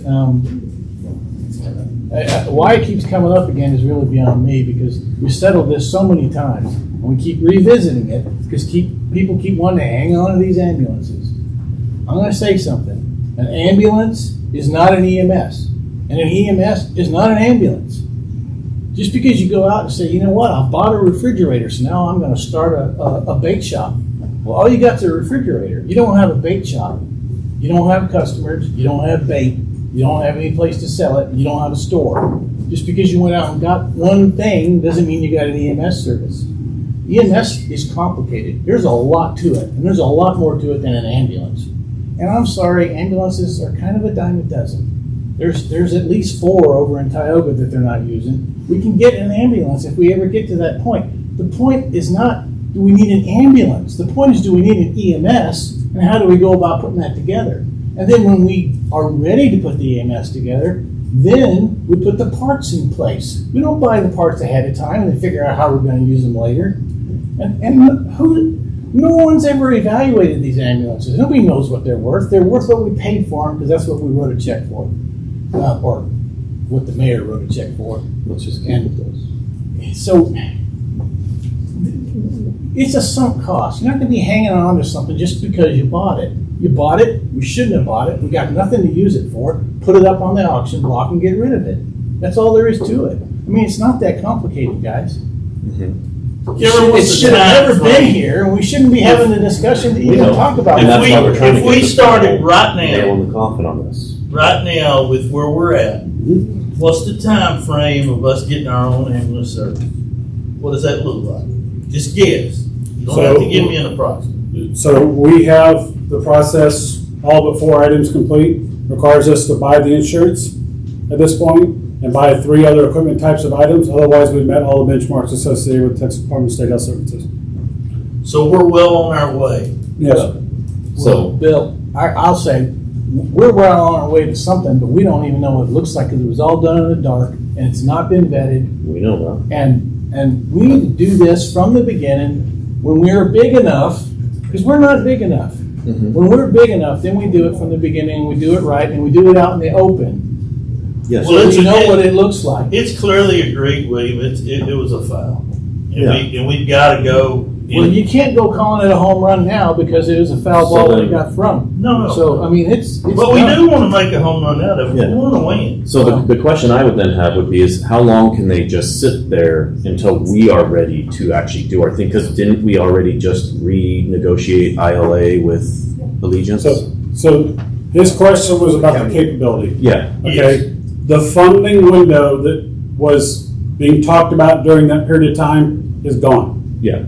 Okay, so that's the component of the window of time that I'm referring to. So the mechanisms that were prepared to be brought before you as it relates to how to fund this project and this process, that window's gone. Okay, so the funding is now the gap, whereas before it was more of a wash. Okay, that's why I'm recommending to you today, right now, because those are going to be 2 years older if we wait 2 more years to do it. The point is that those can roll out today within our community with the capabilities that they do have, and ideally we would have a second one potentially here at this fire station fully stocked and ready to go as part of the cohabitation agreement that we would begin to negotiate with your direction as it relates to how do we continue to raise this bar to the best we can do right now. And Councilman Stevens, to your guidance there is we raise the bar to where we're at and we just keep raising it. Then if we feel like we've got to take over the bar, we take it over. But what I hear from you is focus on raising the bar right now. And I'm telling you the way I think we need to do that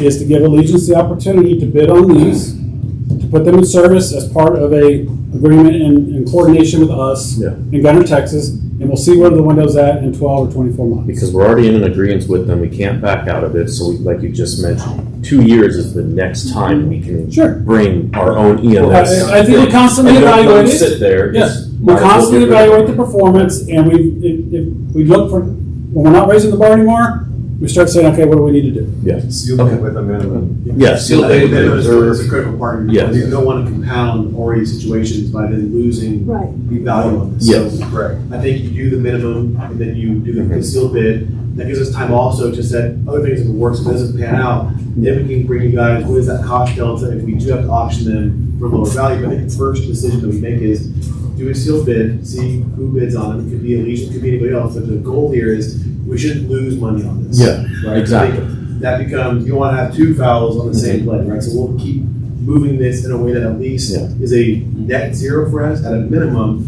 And hopefully with Allegiance, we can really bend whatever. I wasn't here to know what the history was, but as a city manager, my goal is to meet with all of our partners, and then we can continue to grow those relationships, and then maybe we do have an ILA with them where they do have more service in town. But the first step, though, is we need to at least get our money back with the sealed bid as a minimum value set to them. Why do we want to do a sealed bid instead of send it to the auction house? Because the auction might have. So you don't get $500. Yeah.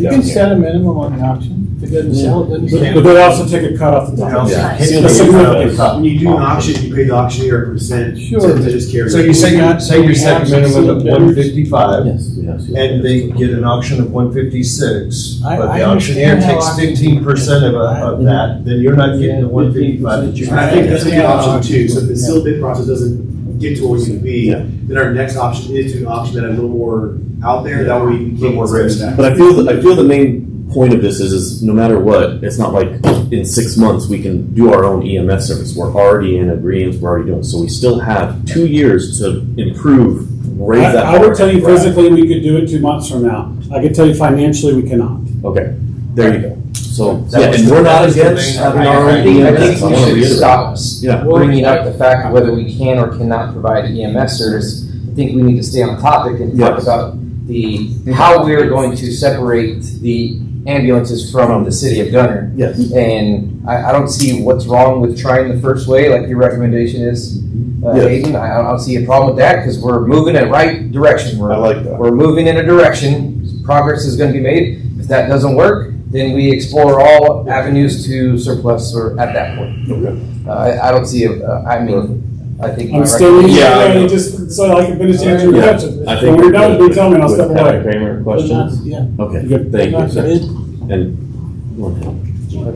Hi. My comment, my only comment is item number 21.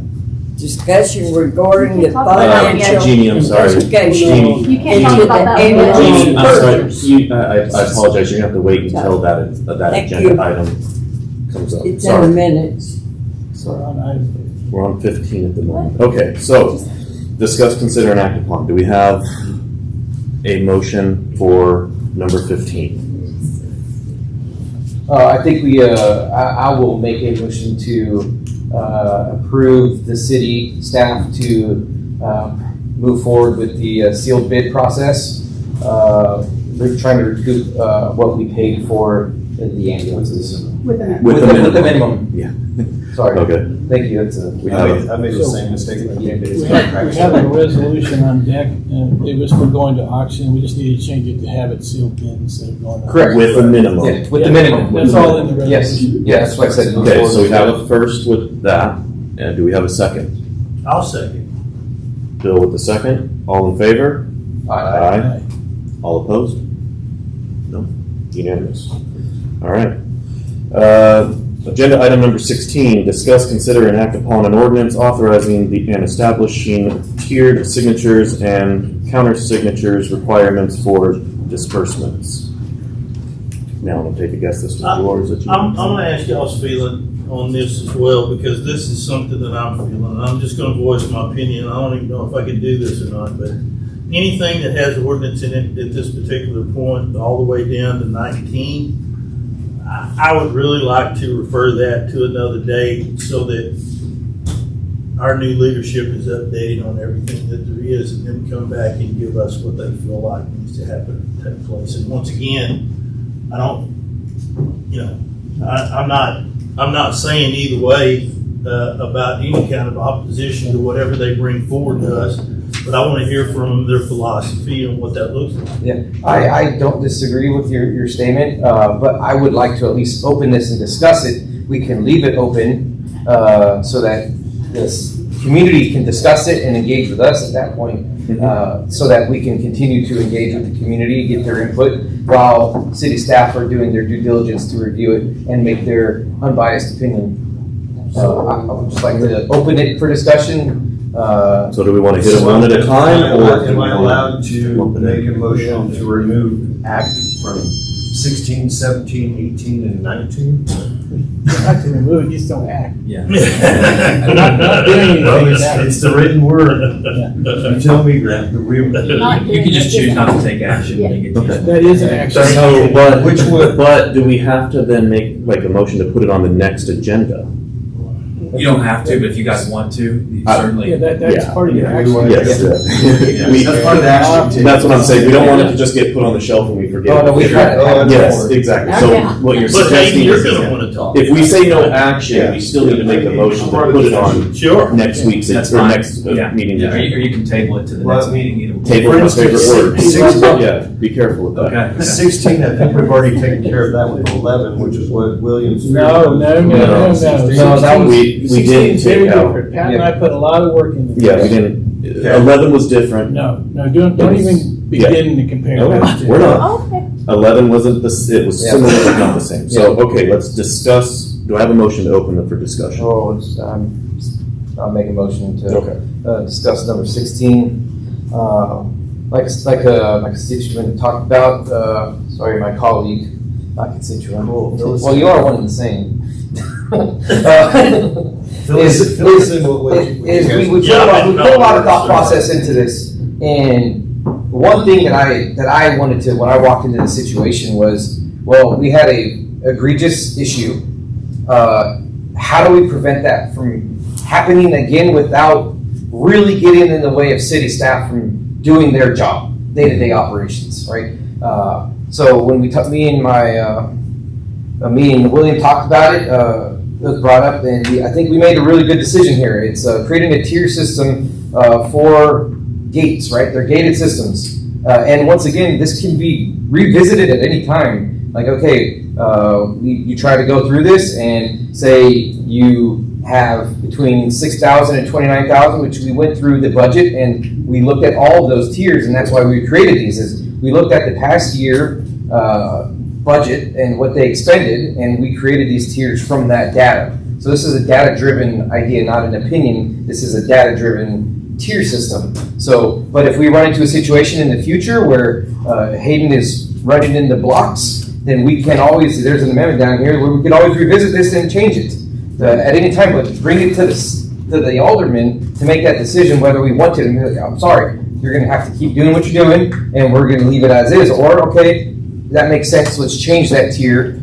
and then we'll adjust it in the ordinance and let it be. Once again, the whole purpose of this is not to get in the way of city staff from doing their day-to-day operations. It's more of a tiered system so that if there's a large expenditure, we are in the know. Please elaborate more if I missed anything. So I'll add to that the statute requires 2 signatures anyway.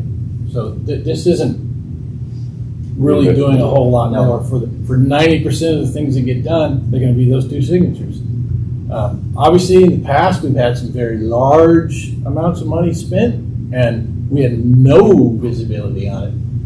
So this adds a little more visibility, just a little bit more sunlight. As the dollar expenditures get bigger, it adds a little more sunlight. Now, the second part of this ordinance that we put together is getting the information out to the public so they know what their money's getting spent on. Because right now, I'm sorry, PIRs suck.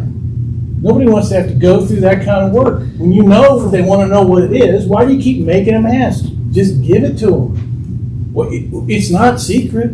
We shouldn't be holding back on things. We should just be giving it out. It's not like we're we have some kind of amazing military secret here. It's day-to-day expenditures, and the people ought to know what we spend the money on. Where the money's going. And that's what the second half of this thing does. So the first half gives a little bit more protection so that more than just the routine people are looking at expenditures when they're not routine.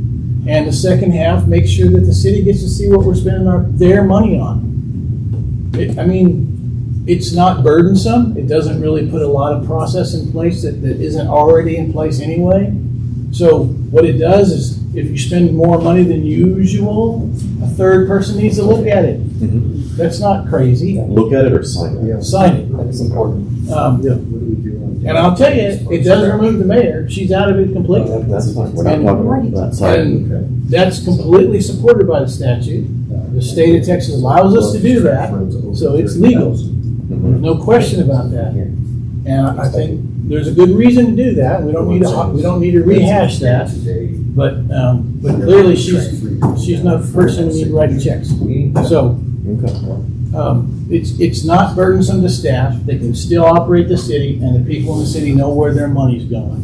And they shouldn't have to sit there and do PIRs and wait 10 days and find out where their money went. It should just be something we're publishing every day, or every week, or every month, or whatever the schedule is we got in here. The point is people shouldn't have to be begging to get information from the city about where their money goes. Agreed. David? Having read this just recently, I do agree with all the things you're talking about having transparency. People should know where their tax dollars are going. The only hesitancy I have is the dollar amounts are a little low for what is a typical city government and operations of the daily just methodology. My only ask here would be, I don't disagree with doing this policy. I've done tiered policies in almost all my cities. Allow me to look at this and bring you guys just real life of what it usually takes. Is just $6,000 is a low number for daily operations, just so you guys know. The state statute allows for $100,000 now before it goes to council. That could be too high for our cities based on what we're doing in operation. But typically my request would be for something like this is allow me to pull from my experiences, bring to you guys, and if you guys still want to go more restrictive, that's great. But just know that I'll be coming from a spot of, I've done this and I know usually what it takes to run the city. So allow me to at least bring you something that you guys can then chop up. Just, again, I think the involvement is great and the framework is exactly what I typically see for our policies. Just let me put a little bit of touch on there. Here's what I think it will take to run the city as a daily operation. And if we still have more restrictiveness, great. But just give me the chance to kind of show you guys what I think as a manager for daily operations, what it would take to do these things. Yeah, and without getting into the weeds of it, when I read it, I saw it as, okay, $6,000, it's the normal, however we do. This one, it's once again, that was data driven. Yeah, and then it's just like, okay, it's the city secretary, the city manager signs, and then when it gets up to this point, it's an alderman or something, or exactly. Yeah, exactly. That was one of my questions to Pat is, okay, so right now we're in the major basically just on trash. By the time we had another 2,000 houses, I mean, is there going to be a carve out for something that is related to services? Well, as we grow, we got to pay our services. Because we pay our services and our franchise fees and all the other things that come with it. Yeah, it's not an unusual expense, but it fluctuates. Well, by the time they bring in dumpsters, you could actually be pulling in 60. Now we're going to try to push it to. And like right now, we haven't had any problems with checks being signed, whether it's mayor, myself. No, because so already. Yeah. Before we go down a rabbit hole, and that's just paying your trash bill. Before we go down a rabbit hole, it's in the amendment right here under section 5, where the city council may add, remove, or substitute authorized signatories in either category by majority votes. It might be something that Hayden wants to look at, is because this is a recurring bill. Yeah. This is going to be three people having to sign every. And that I agree. Like there are certain things that yes, maybe we just keep to the original. There you go. But like they put in the work on this is like just anything other stuff. Anything that is not utility related or we've already put a lot of exceptions like that in here already. So. Well, like for example, a lot of them are in there. But what I'm saying is this is the only major one that we have. Well, like for example, with that is Kramer coming up asking for $60,950. That would be the one off where it's like okay, it goes through the city secretary, Hayden. Oh, now it's over 50. Now it has to be an alderman that signs it. Great, come on in and sign the check. There we you just go. got to be careful with the terminology because when it goes to ACH, when I'm in there doing payroll, ACH is already I accepted can't in wait here, for y'all. someone to It's come already, stand it's already behind carved me. out. Yeah. Yeah, y'all are bringing up problems that are already. Right. No, I'm not. I wanna make She's sure trying to that make I'm sure. not being set up for failure. Yeah. It's When in- I'm having to ACH Yeah. something. It's in section whether it's 8. And this would be that payroll or part where TMRS, these two because worked I'm on already it. over your limits. Yeah, these two worked on it, That's they all would I'm hand it to saying. legal, you would do everything. and- Even if you were Yes. over the limit, it just means somebody up here's gotta see it before it goes out. But those kind of things have already been dealt with. They're already handled in here. Yeah, it's section 8.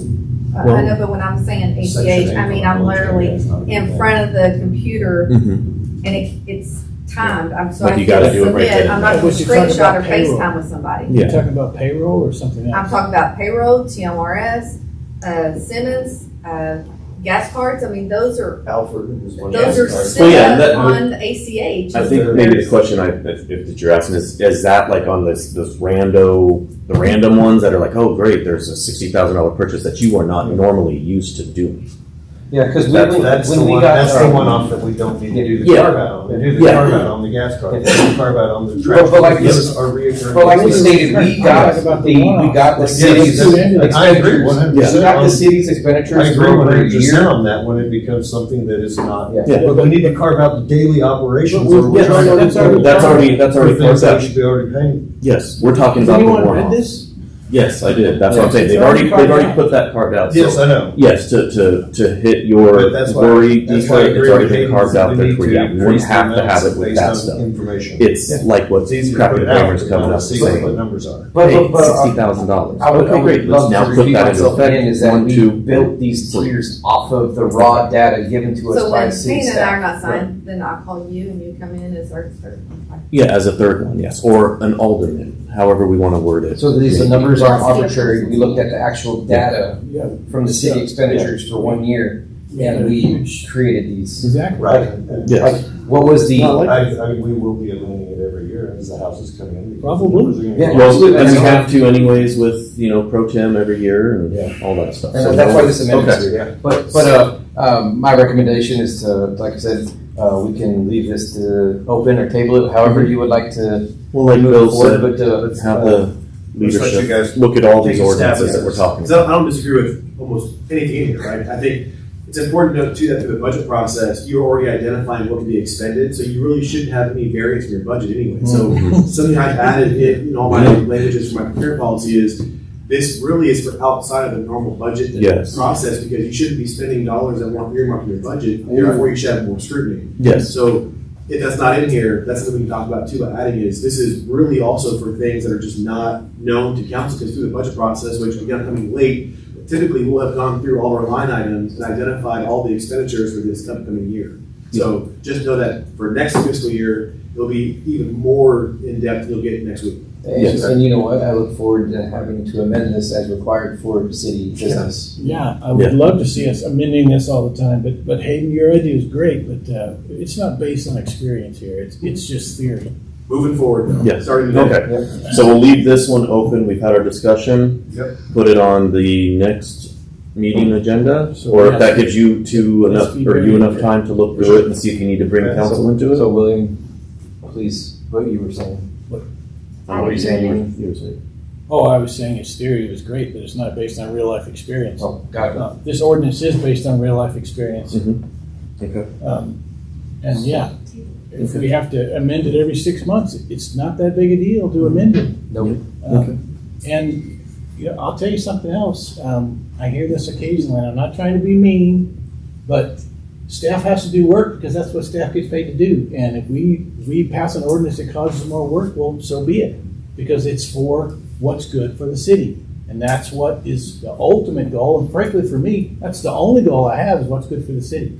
Not that I don't care about the staff, but y'all got to do more work, then y'all got to do more work. That's just the way it works. That's why you get paid. I wasn't complaining about that. I wasn't even complaining at all. It was just a comment stating that when I'm on the computer and I'm in the middle of payroll, I can't wait and FaceTime a third person. Payroll's That's all I already was carved saying. out. I know. It's okay. So yes, we've got that settled. So we will So we move need to make a this. motion to table it to the next meeting. Make a motion to table to. Put it on the agenda for the next meeting. put it on the agenda. Make a motion to put it on the agenda for the next meeting. What's the date? And we need to have a full vote to make sure it stays on the agenda for next Yes. meeting. No mysterious. August 20th? Okay, so you make a motion I make a to motion to put it at the table. table this agenda item number 17 until the August 20th meeting, and make sure that it is on the agenda. We have a first, do we have a second? I second it. William with the second, all in favor? Aye. Aye. All opposed? Okay. Number 17, discuss, consider, and act upon an ordinance establishing rule of procedure for the city council governing the entry into a closed session and the adjournment of a meeting.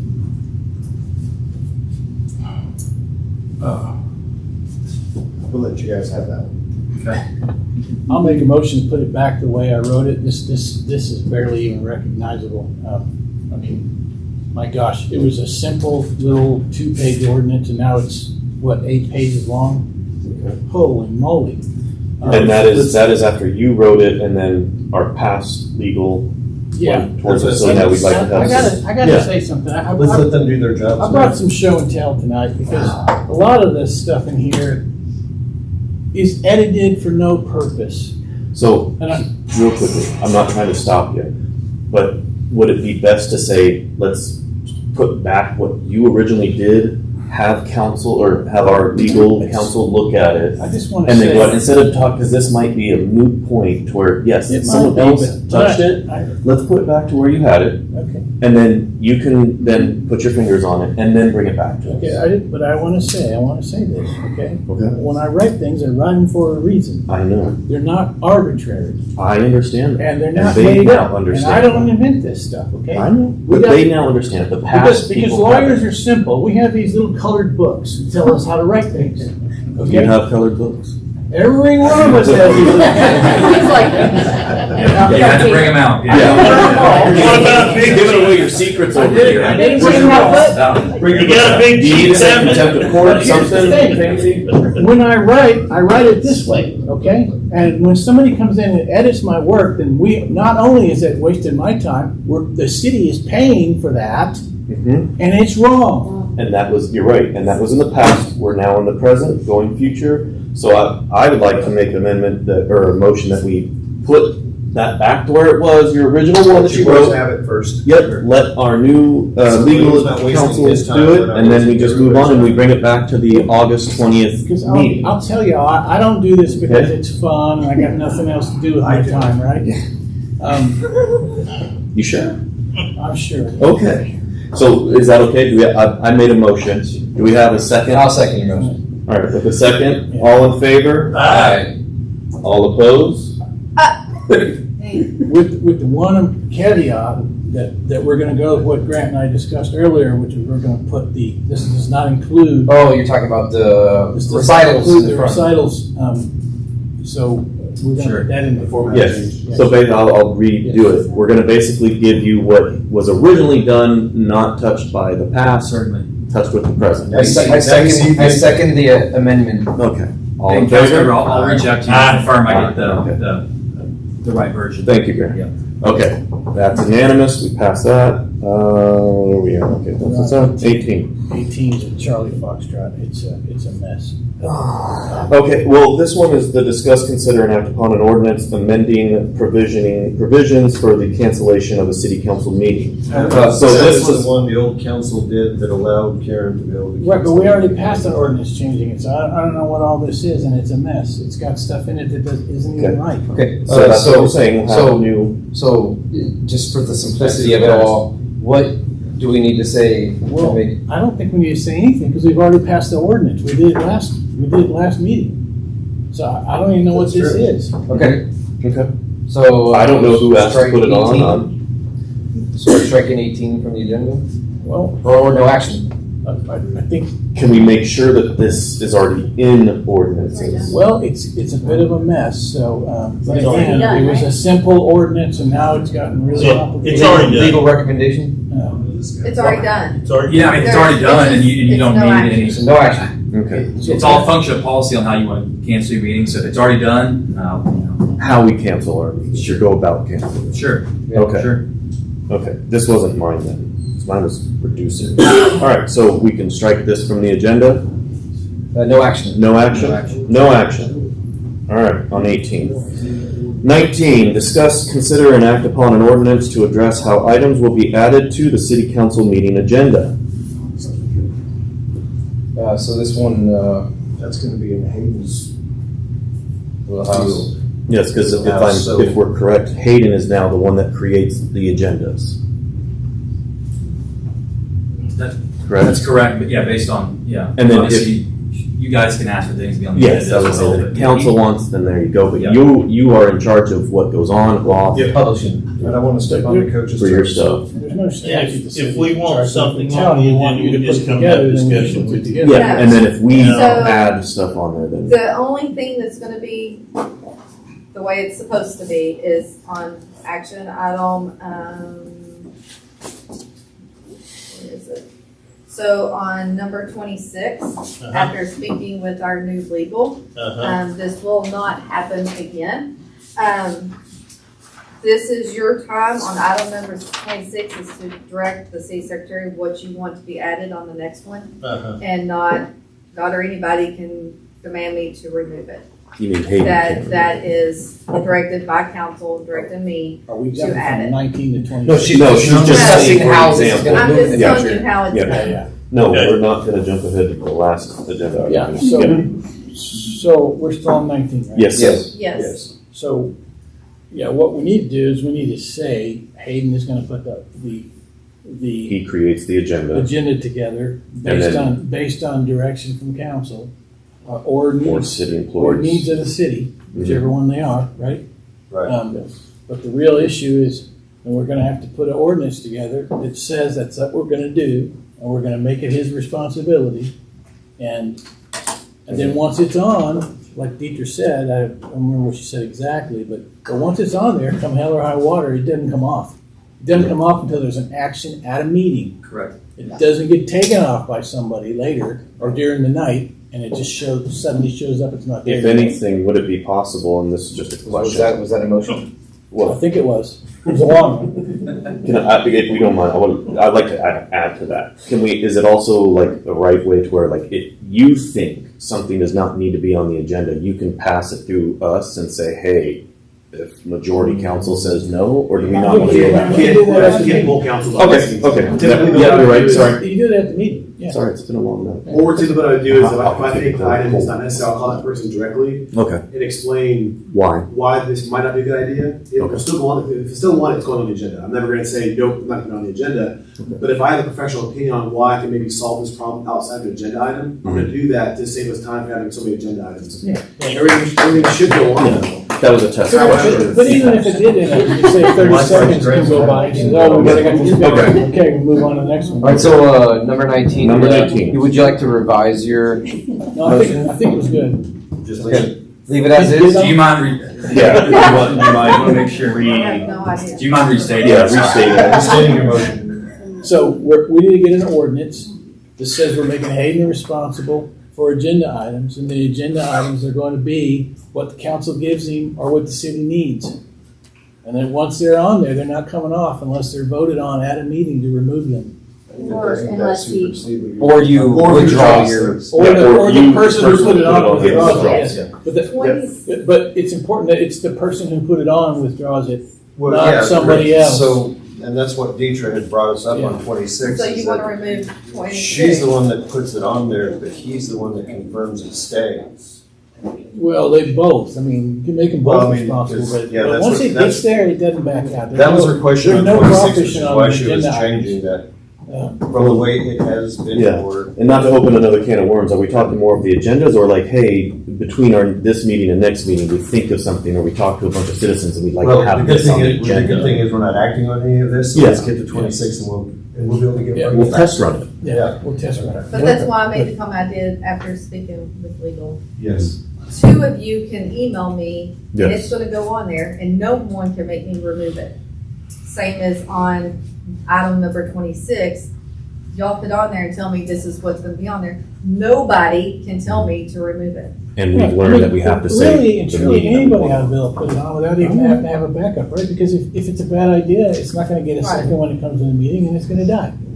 Yes. But we don't wanna censor ideas before they get here. And I'm sure I'm not gonna like most of Alan's ideas, but it's okay. He still gets to put them on the agenda, and we still get to hear them. Yeah. Right?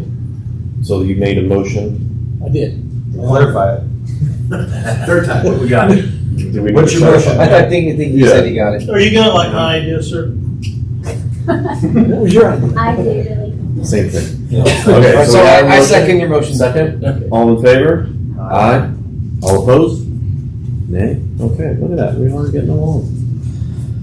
And we're coming together as a team. Okay, number 20, discussion regarding the number of city council meetings per month. Here we go, that was mine. That's a dead one.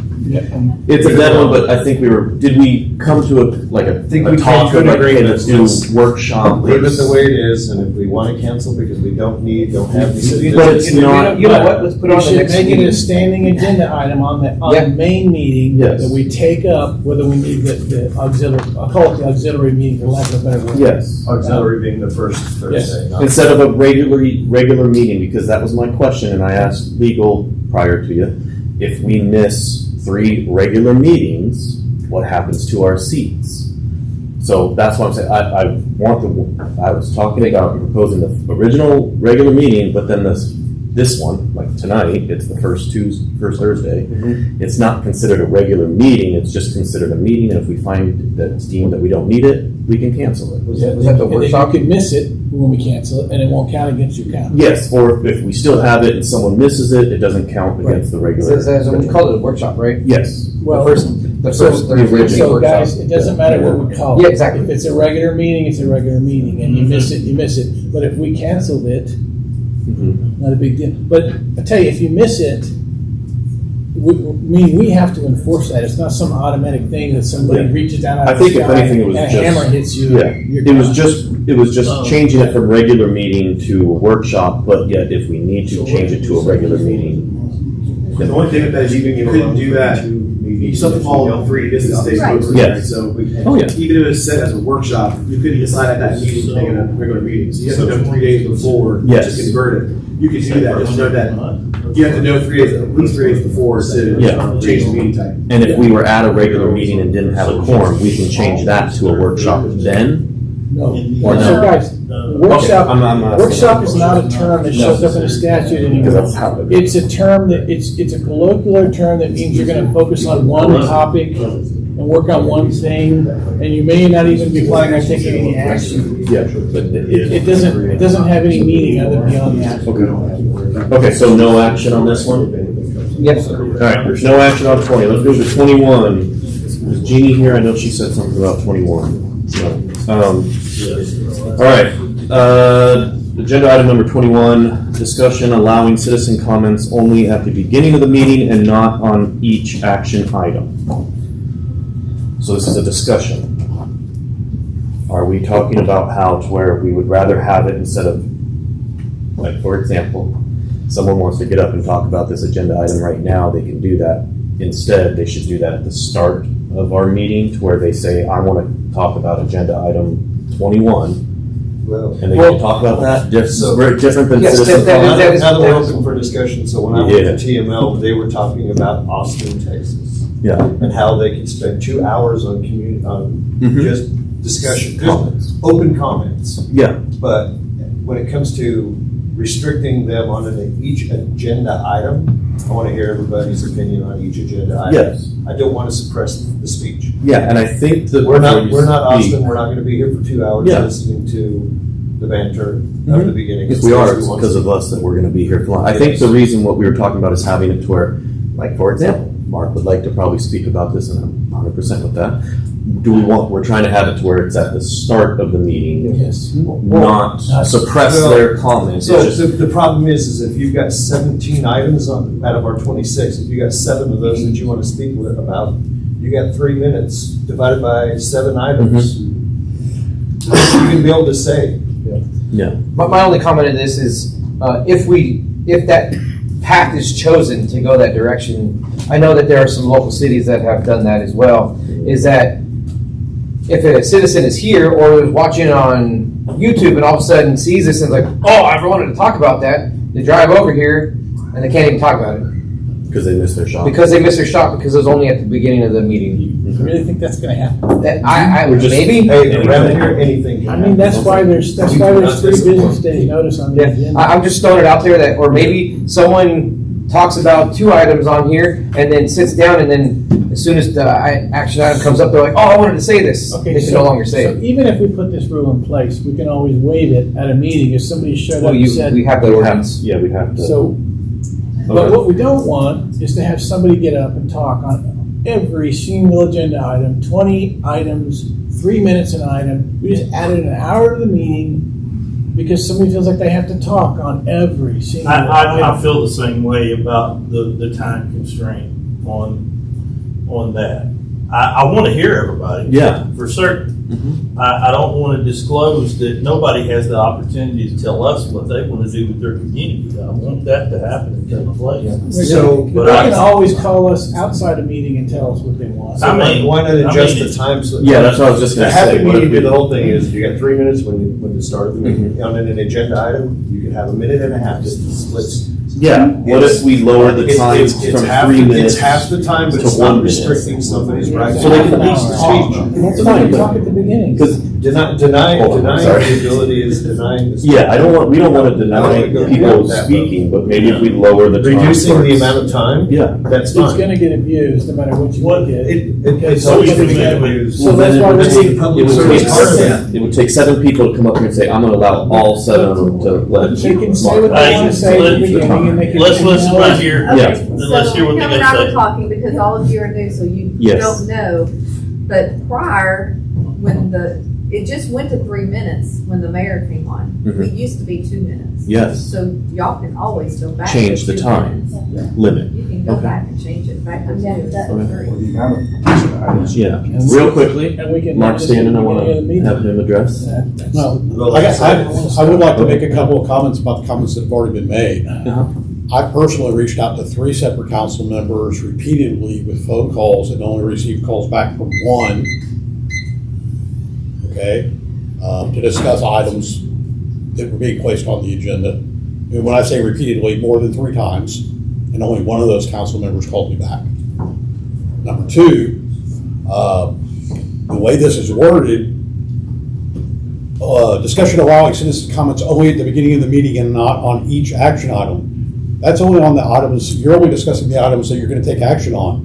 What about all the discussion with no action? Because you've limited yourself on that item by the description that you've given. True. Yeah. So my only statement here would be, if you're truly trying to achieve transparency, given that you have 26 items on this agenda, even at 2 minutes, if I wanted to discuss just the items that you're going to take action on, that action is listed, I believe on this agenda, there is over 20 items. You're talking 6 seconds per item to make a point about what you're discussing in a 2-minute period. If we had you at the start, not per agenda. That's correct. And all I'm trying to do is, I don't want to get up and talk about every item. I want to talk about every item that's going to have an effect or impact upon me without being heard. Especially when I call a council member and they won't return my phone call. Oh, by the way, Mark, I did get your voicemail, so I don't know if it showed up on caller ID. May I say something? Yes, sir. Councilman, 180 Gold Trail, this is somewhat ridiculous. 26 items, if you got something to discuss on all 26 items, you need to phone a friend or something, because you do just want to listen to yourself speak. Maybe limit it to how many agenda items you can talk on. If there's 3, you get you 3 minutes for 3 different items. This isn't rocket science. And that's all happened. Okay. Like, some people want to sit up here and listen to themselves speak, and it lasts all damn night. We look like a monkey of football to all of North Texas, which we've already established. It's kind of ridiculous. Why we can't get along is amazing.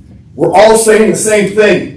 We want the city of Gunter to be put first and foremost with transparency.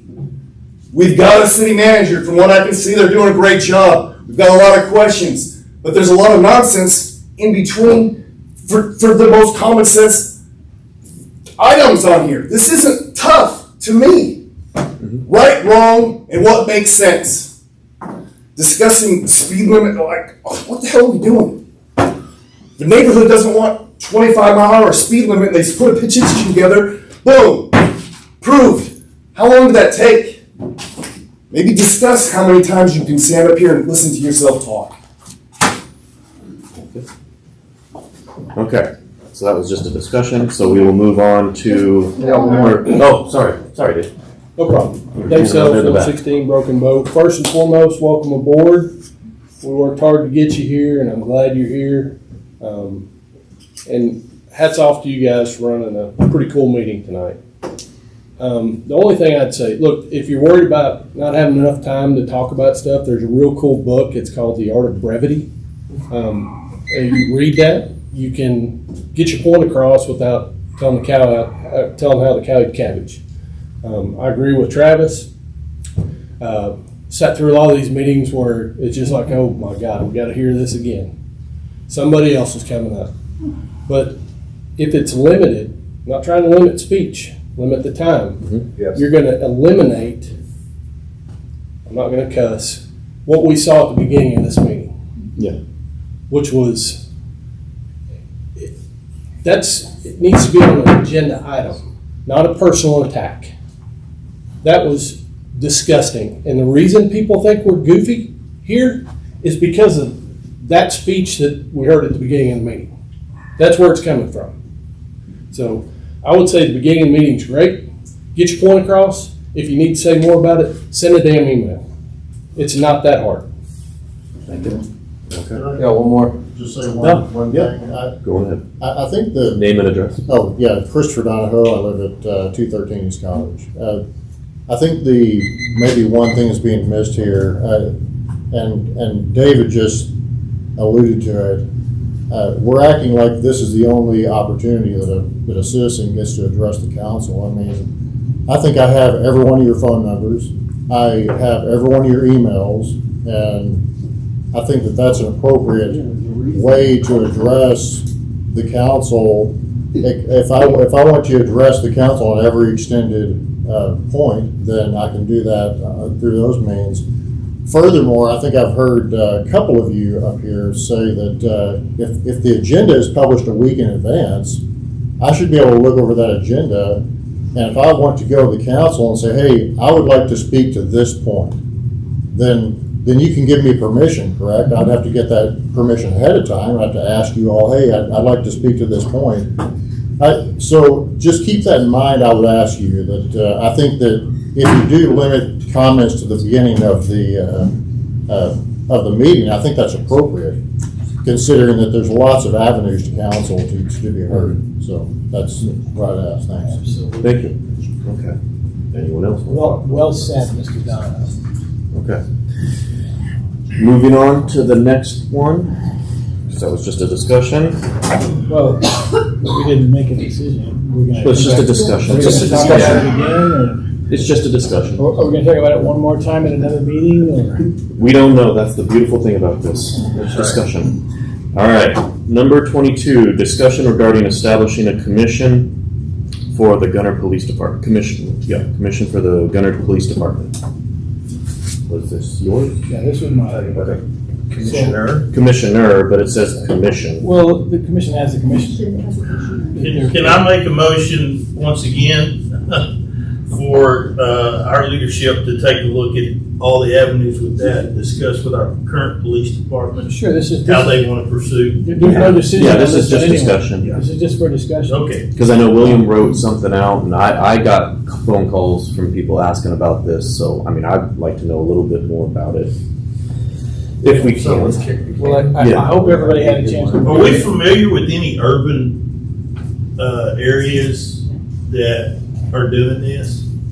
I know inner cities are doing it, and they have to because it's just so big. Yeah. I would love. I know you wrote it. I read it. I'd love to hear if you want to talk about it. I'd love to hear your opinion. Jones, or Travis as well. You too. Yeah, go ahead. Travis Miller, 180 Old Trail. As far as the commission goes, I've seen it. I've come up here and talked before. I was at the King County Sheriff's Office right there in Seattle, Washington. They had a commission. It's great as far as the transparency and the people feeling like they have a vote. But in all honesty, it's like me walking into a hospital and telling the surgeon what he's doing wrong. And with today's politics and the way we're leaning hard left in society today, and we bring up a commission here that's comprised of a bunch of citizens that don't know police work or law enforcement for that matter. We're going to have more crime, period. Yeah. Because what's going to happen is, this fine gentleman back here, his officers are not going to want to do their job because now I got soccer mom that lives 3 doors down that doesn't like me determining my next paycheck. That's as simple as I can make it. I have no problem with the transparency, and law enforcement needs to be held accountable for everything they do, they don't do, right, wrong, or indifferent. I'm not shading away from that, neither is our chief, I believe. So, full transparency, yes, but the way that this is set up needs to be guided and directed towards, outside agencies. Heaven forbid we get like an officer involved shooting or something anytime here. Automatically needs those type of investigations need to go to an outside agency for the protection of our own agency. Yeah. So, thank you, Travis. Thank you. Well, Chief, I'll say, Travis, you should read the document before you shoot it down. Okay. Chief I Jones. didn't shoot it down. Did I? Because this ain't soccer moms telling the police department how to do things. It's the opposite of that. Yeah, and I'd like to hear from our officers what their thought is on this. Good evening, Mr. Mayor Pro Tem, Mr. Brodowski, Councilman, citizens of Gunter. Thank you for allowing me the opportunity to speak tonight. I stand before you not only as your chief of police, but as someone who has dedicated my 23-year career to public service, to the rule of law, and to earning the trust of the community I serve. My responsibility is not simply to lead the Gunter Police Department today, but to advocate for a structure that will best serve this city for decades to come. I want to begin with something that should not be controversial. I believe in accountability and transparency. If there are ways we can improve public trust, I support them. If there are better ways to communicate with our citizens, I welcome them. My door has always been open and it will remain open. But after carefully reviewing this proposed policy or police commissioner charter in its entirety, I cannot in good faith support it. This proposal has been described as creating civilian oversight. Respectfully, that description does not fully reflect what this document actually does. This charter creates an entirely new governing structure over the police department. Under this proposal, a civilian police commissioner would supervise the chief of police, conduct performance evaluations, establish departmental performance standards, recommend disciplinary action or even the removal of chief, receive citizen complaints outside the department, and oversee policies that become binding of the police department under adoption. This is not simply oversight. The citizens voted to hire a city manager. This charter diminishes the city manager's supervision and authority. Before making any change of this magnitude, I believe we must answer one question, an important question. What problem are we trying to resolve or solve? We are a community with our officers know the people they serve. We attend the same churches. Our children attend the same schools. We coach the same youth sports teams. We shop in the same Dollar General. Our officers are not strangers to this community. They are part of this community. Our citizens already have direct access to the police chief, their city manager, their mayor, and every member on this council. That accessibility is something many larger cities would envy. I also ask you to consider the issue of accountability. Today, accountability is clear. The citizens elect the city council. The council establishes ordinances and approves a budget for the city. The chief of police is responsible for developing implementing and enforcing departmental policies and procedures. The city manager supervises the chief of police. Everyone understands where their responsibilities lie. This charter changes that relationship. It inserts another governing body between the elected officials and the police department. It creates another chain of authority, another level of policy, another level of evaluation, another level of administration. When authority becomes divided, accountability often becomes less clear, not more. This proposal also carries practical consequences. It requires regular meetings, published policies, complaint reviews, evaluations, reports, administrative support, legal review, and ongoing operational coordination. Those responsibilities sometimes require time. They require resources. They require taxpayer dollars.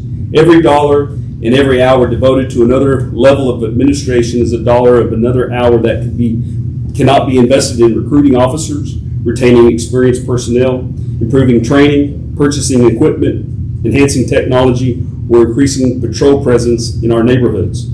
Those are investments that directly improve public safety. Finally, I ask the council to look beyond today. This discussion is not about me. I will be the chief of police. I will not be the chief of police forever. Every one of us serving this city today will eventually leave our positions, but the structure you establish moving forward will remain. It will govern future police chiefs, future city councils, and future generations of officers. Structural decisions should never be made based on personalities. They should be made based on whether they produce better government. If the council believes additional transparency is needed, there are many ways to accomplish that. We can publish more information. We can expand community engagement. We can strengthen complaint procedures. We can hold more public forums. We can increase communication with our citizens. Those are meaningful improvements that preserve clear accountability while strengthening community trust.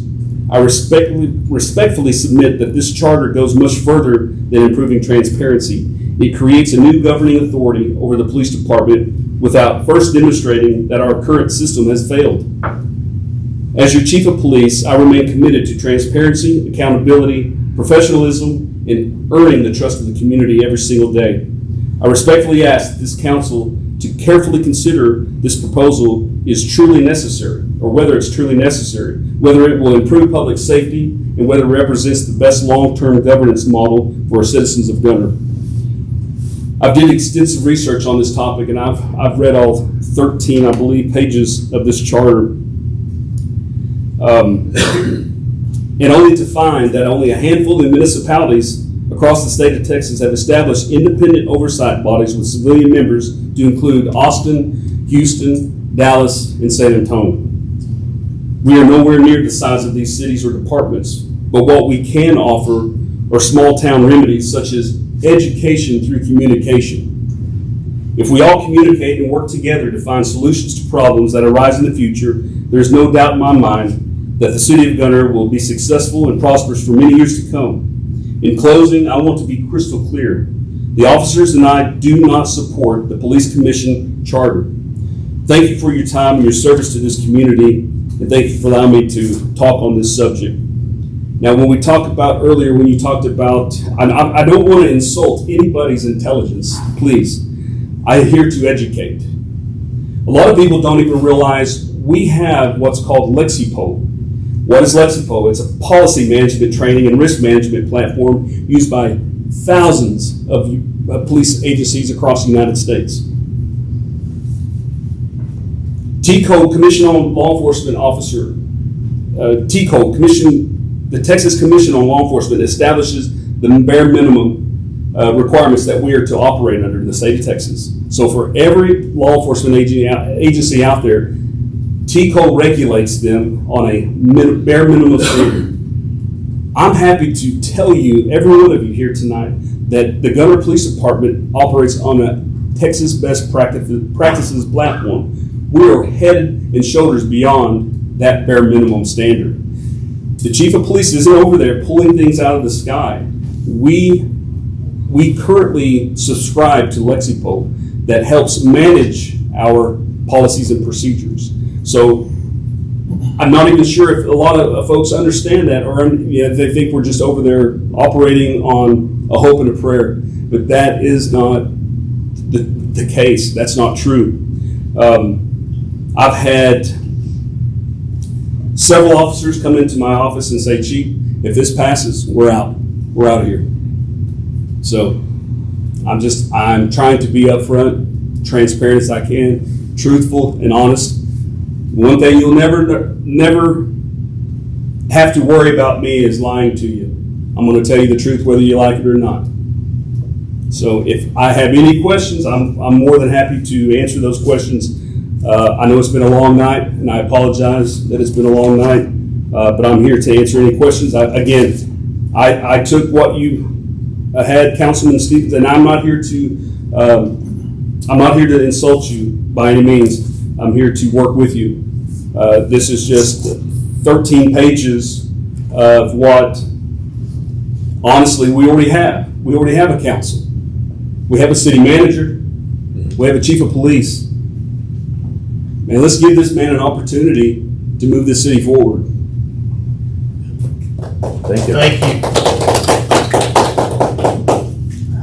Well, it's just a discussion, but do we have any questions on it? Yeah, I don't have any discussions on that. I don't either. Okay. Number 23, discussion regarding the financial investigation into the ambulance purchases. Do we need to discuss if we've made a motion to go into a sealed bid? Well, so. This is the investigation. Oh, sorry, my bad. It's been a long Investigation. night, Yeah, it's been a long day. Okay, so discussion regarding the financial investigations into the ambulance purchases. I think it's already been ordered, has it not? I only have this paper, whatever folder I file. remember her with clearly saying, Danny, I want you to investigate. You can't direct him. Well, no, that was. No, that was the comment was, so the only person that can direct him is the judicial. I didn't think that one was for the ambulances. That was for Mr. No, it Knowles' was for the- thing. We need to hire somebody, an accountant, somebody to go and look through this whole system and figure out what happened. And it needs to be somebody independent from the outside, because if she did that, what else did she do? We don't know. We just don't know. Well, we know that So some somebody from investigations the are open outside, without us not knowing. here, not Right. staff, somebody that wasn't involved, needs to go through it and figure it out. What happened? Yeah, How did it happen? I was gonna say, there are firms that do that. Yeah. It's called forensic accounting, so Yes. they can go through and show you guys themselves. You know, they're not cheap, but, you know. Well, but we've spent thousands of dollars already, now we're not gonna spend a little bit more to figure out what happened and really know why it happened? Because here's the thing, if it happened once, it happened twice, it happened 3 times, it happened a dozen times. Who knows what else happened? Yeah. I can tell you, I've seen stuff that I'm like, I have no idea why that money is flowing out of here. I mean, she was writing checks like there's no Okay. tomorrow. Hey, did you have a Yeah, typically how this would work is you guys give direction for what you want to look into, then we go solicit the forensic auditors to give them the scope of service we're looking for. They then come back with a price of what it would cost to do that. We deliver that to you guys, then you decide if you want to pursue it or not. Because having done a few of these, this is like a $30,000 to $50,000 exercise per investigation at times, which it could be worth it. But sometimes what it is you have your financial controls that already exist. You figure out internally through our Zach Finance group can go identify some issues, then bring issues that we can then choose to investigate. But typically you want to find the problems first, because if you don't, the auditor gets in there and the forensic people get in there and start coming through everything. Well, that's the point of getting the auditor in there, is to find the problems, because we don't know where they were. This one only showed up because it was huge and we just stumbled on it. What else is in there? We just don't know. Yeah, but is there a way for our Our current tool? auditor does it, because I've already been. Well, current auditor does that, but I mean, isn't there a way to say like, okay, shoot, No, there's this- $35,000, what was that to? Sure. It's in a bucket, you know, like. Since we already have an approved purchase policy, what you can do is you can fund or source through all the purchases that exceed certain bands, Mhm. and then make those the investigative points. So you want to Yeah. identify what you're looking for first, Yeah. then look into those. What about hundreds of little ones that add up? Well, it just depends on your procurement policy. So that's what I'm saying. $500 Well, I mean, if okay. you're thinking that, you know, someone's Netflix account, and I'm going really small, Netflix account is being paid by city funds, then yeah, that's gonna be hard to find, but if it's a couple $1,000s that we have no idea what, but where did it go to, then, you know. Typically, this is reserved for like big blunders and mistakes, right? Because you'll always have the small nickels and dimes you want to account for throughout the budget process and through its normal monthly accounting and bank reconciliation. But typically, you'll look for like $150,000 purchase, and then you go, okay, what was the approval process for that? Then once you identify there's an issue, then you send the audit and forensic team into that instance. Yes. Make sure So it's fair. we got one of those, but so we got to find my guess, my concern is that there's more, and we just don't know about it.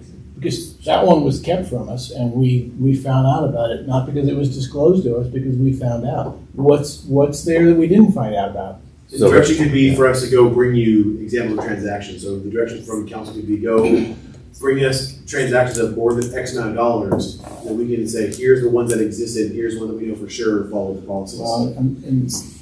It'd be X amount of dollars that add up to certain. Well, like he's saying, if you want to go after the ambulance, that's fine. We already kind of know, like you just said, that's an expensive process. Now, if you want to go over all of the city budget, if it's a couple $1,000s per audit, like that's going to be. So it's simplistic right now for us, I think, guys. I think we just need to get it cleared up. So what's the best way for us to get it cleared up?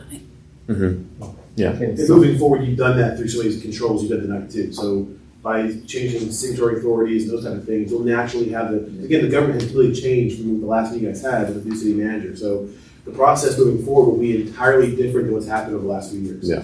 Okay. Renee? Renee Marler, 14 Chapel. Yeah, so you can narrow the scope with the forensic accountant, and you can say this, this, and this. So if you say there's a whatever limit that you're looking at, that's great, and that does catch the big things. But I pulled finances for the last 3 years. I have a copy of every single check that was written in the last 3 years. There are some of them, and what I think what you can do, and I don't know, I've never hired one, but you can say checks written to this, or checks written for this purpose. And that would still be narrowing the scope. So if there are things like even just going through 3 years of checks, there's some things that pop out, okay? And there may be nothing wrong with them. I don't know, but at first glance, they're questionable, right? And I think that's how you can narrow that down. It doesn't take, I mean, I'm not an accountant, and I don't claim to be. I don't want to be an accountant.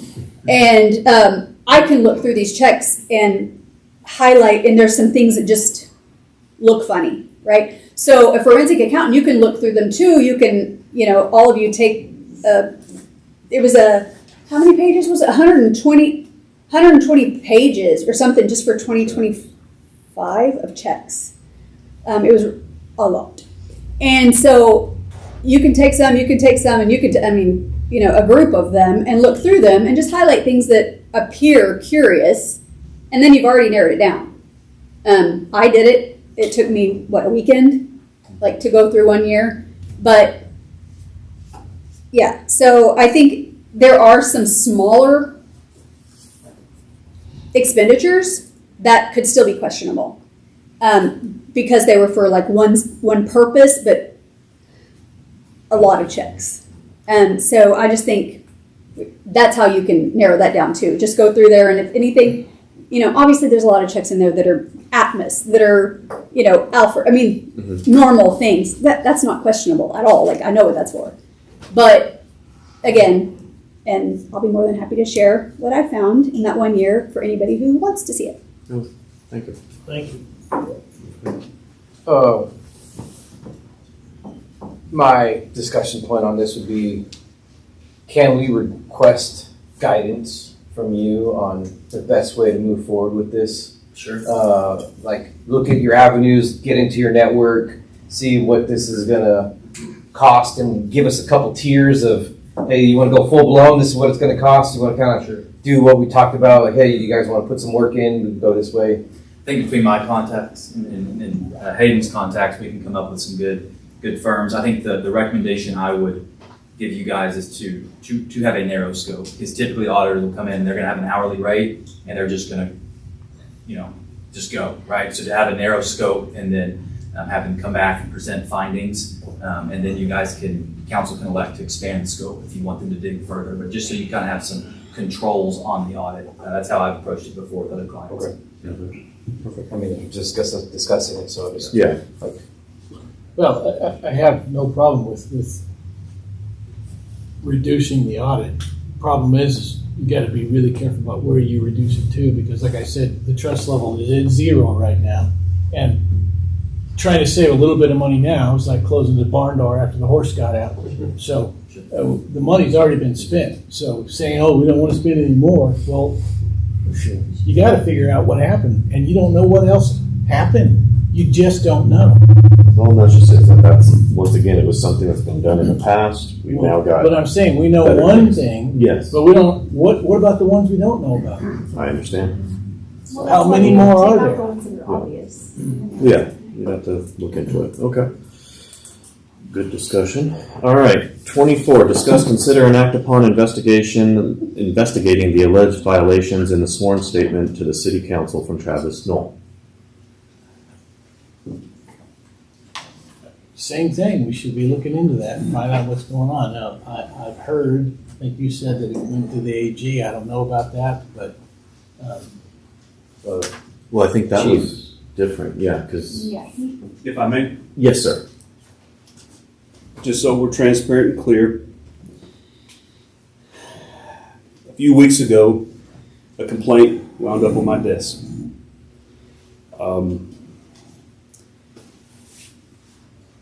My department, over the last 3 years, have been weaponized and have been involved in a lot of political-driven agendas.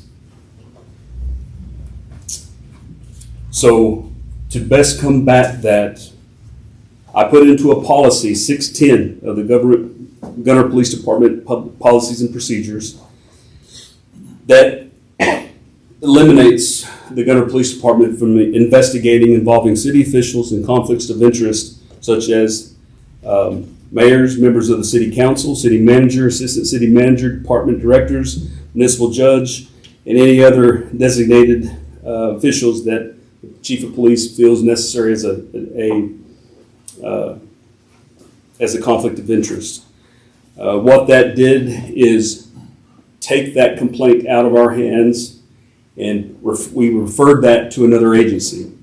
Those agencies currently can be the Texas Rangers, Grayson County Sheriff's Office, Texas Attorney General's Office, and another municipality through mutual aid agreement or memorandum of understanding. And so what I did was try to insulate my officers in the police department from being weaponized in the future. I created a policy that takes care of this. For 3 years, again, it's been very challenging, to say the least. But in true transparency, we took this complaint and referred this out to the Attorney General's office. They have this complaint. They've assigned it to an investigator, and that investigator will be conducting an investigation. I can speak to that because we are not investigating it. It's out of this police department's hands, and we don't have to protect the integrity of that case. It is now with the Attorney General's office. Thank you. Thank you, Chief. Okay. So I know this is on discuss, consider, and act upon. No action. But there's no action because we wanted to know what the status was. Okay. Perfect. No action on 24. Does anybody have any discussion? Well, I want to add, because we skipped over my police commission thing, just like glossed right past it. I apologize. And a lot of the things that Chief Jones brought up is why I spent the time to write a 13-page proposal for a police commission, because it serves the purpose of doing that. And I appreciate that Chief Jones is writing policies, but policies get written here at this point. Now, there's operational policies. Operational policies. Chief, I'm not talking about operational policies. The state of Texas regulates by TCOL and gives every chief of police. I'm not talking about operations. The manual of the Gunter Police Department is hereby authorized and shall be referred to as the manual, police policy manual of this manual. The manual is a statement of the current policies, procedures, rules, and guidelines of this department. 103.3 authority. The chief of police shall be considered the ultimate authority for the content and adaptation of the provisions of this manual and shall ensure compliance with all applicable federal, state, and local laws.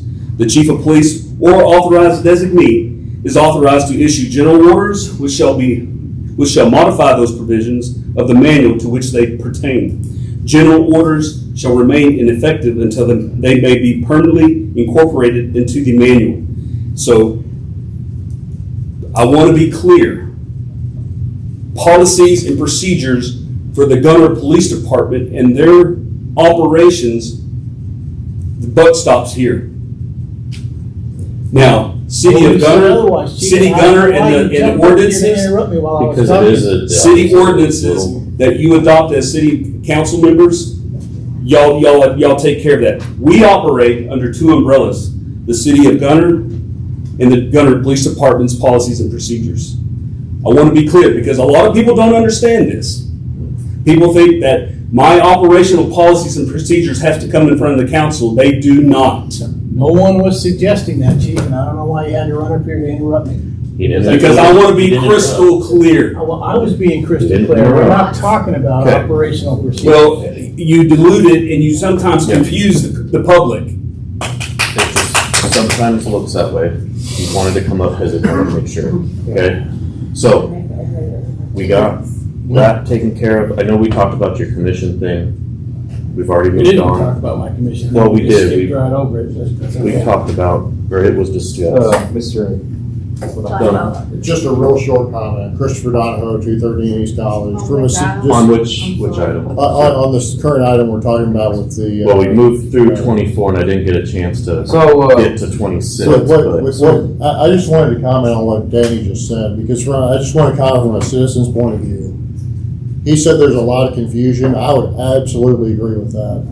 Because when I see things online, I have, or suggestions made, I have one idea, and then you have someone who has experience in law enforcement that brings the reality into that. So that's the comment I have, and I think probably a lot of citizens would agree with that statement, that we all want the best for the police department, and we're not out to get them. Yeah.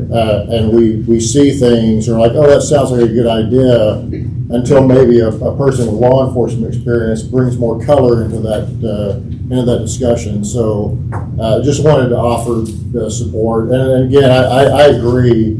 We're all working toward the same goal there. I just wanted to offer up just color there, William. There is a lot of confusion, and because I know I had it, I wasn't clear on what some of these things meant when we first started talking about them. So just a point of clarification there. Thank you. Okay, so we are on discussion, or 26, agenda item, last one. Discuss, consider. We skipped 25. No, we took that Yeah, off. we struck that, that's right. And Thank you for the reminder, it's been a long night. She is not here anyways to even talk about it, so I don't know why it had to be on there, if she needs to get to leave.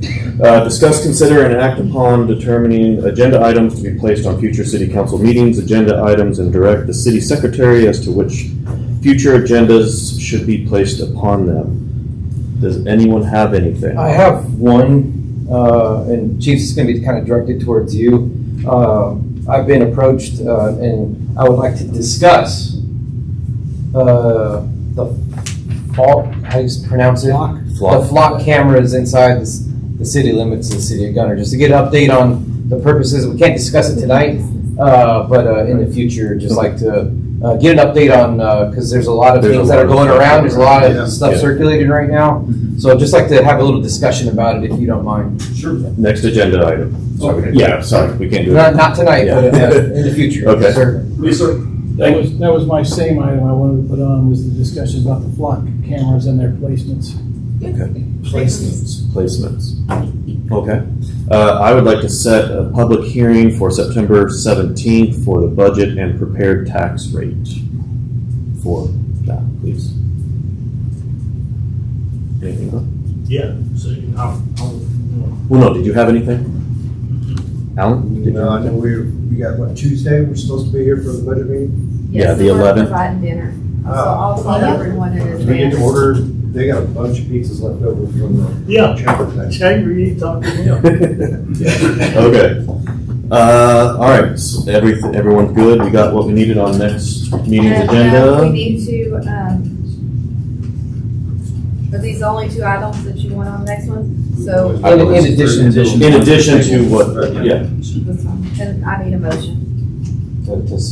I make No, I need a a motion to do this, because we're adding the public hearing and everything, because it is an action item for So 26. he made a motion for the public. I wanted to put it on. Do we have a motion for that? to be Okay, on there? Second? All in favor? Aye. Aye. And then same with Patrick's? Do we need to make a No, motion it's for just his? an overall, Okay. all of them together. All of them together? Thank you very much. Okay. It is 9:42 PM on Thursday, August 6th. Thank you for everyone for attending.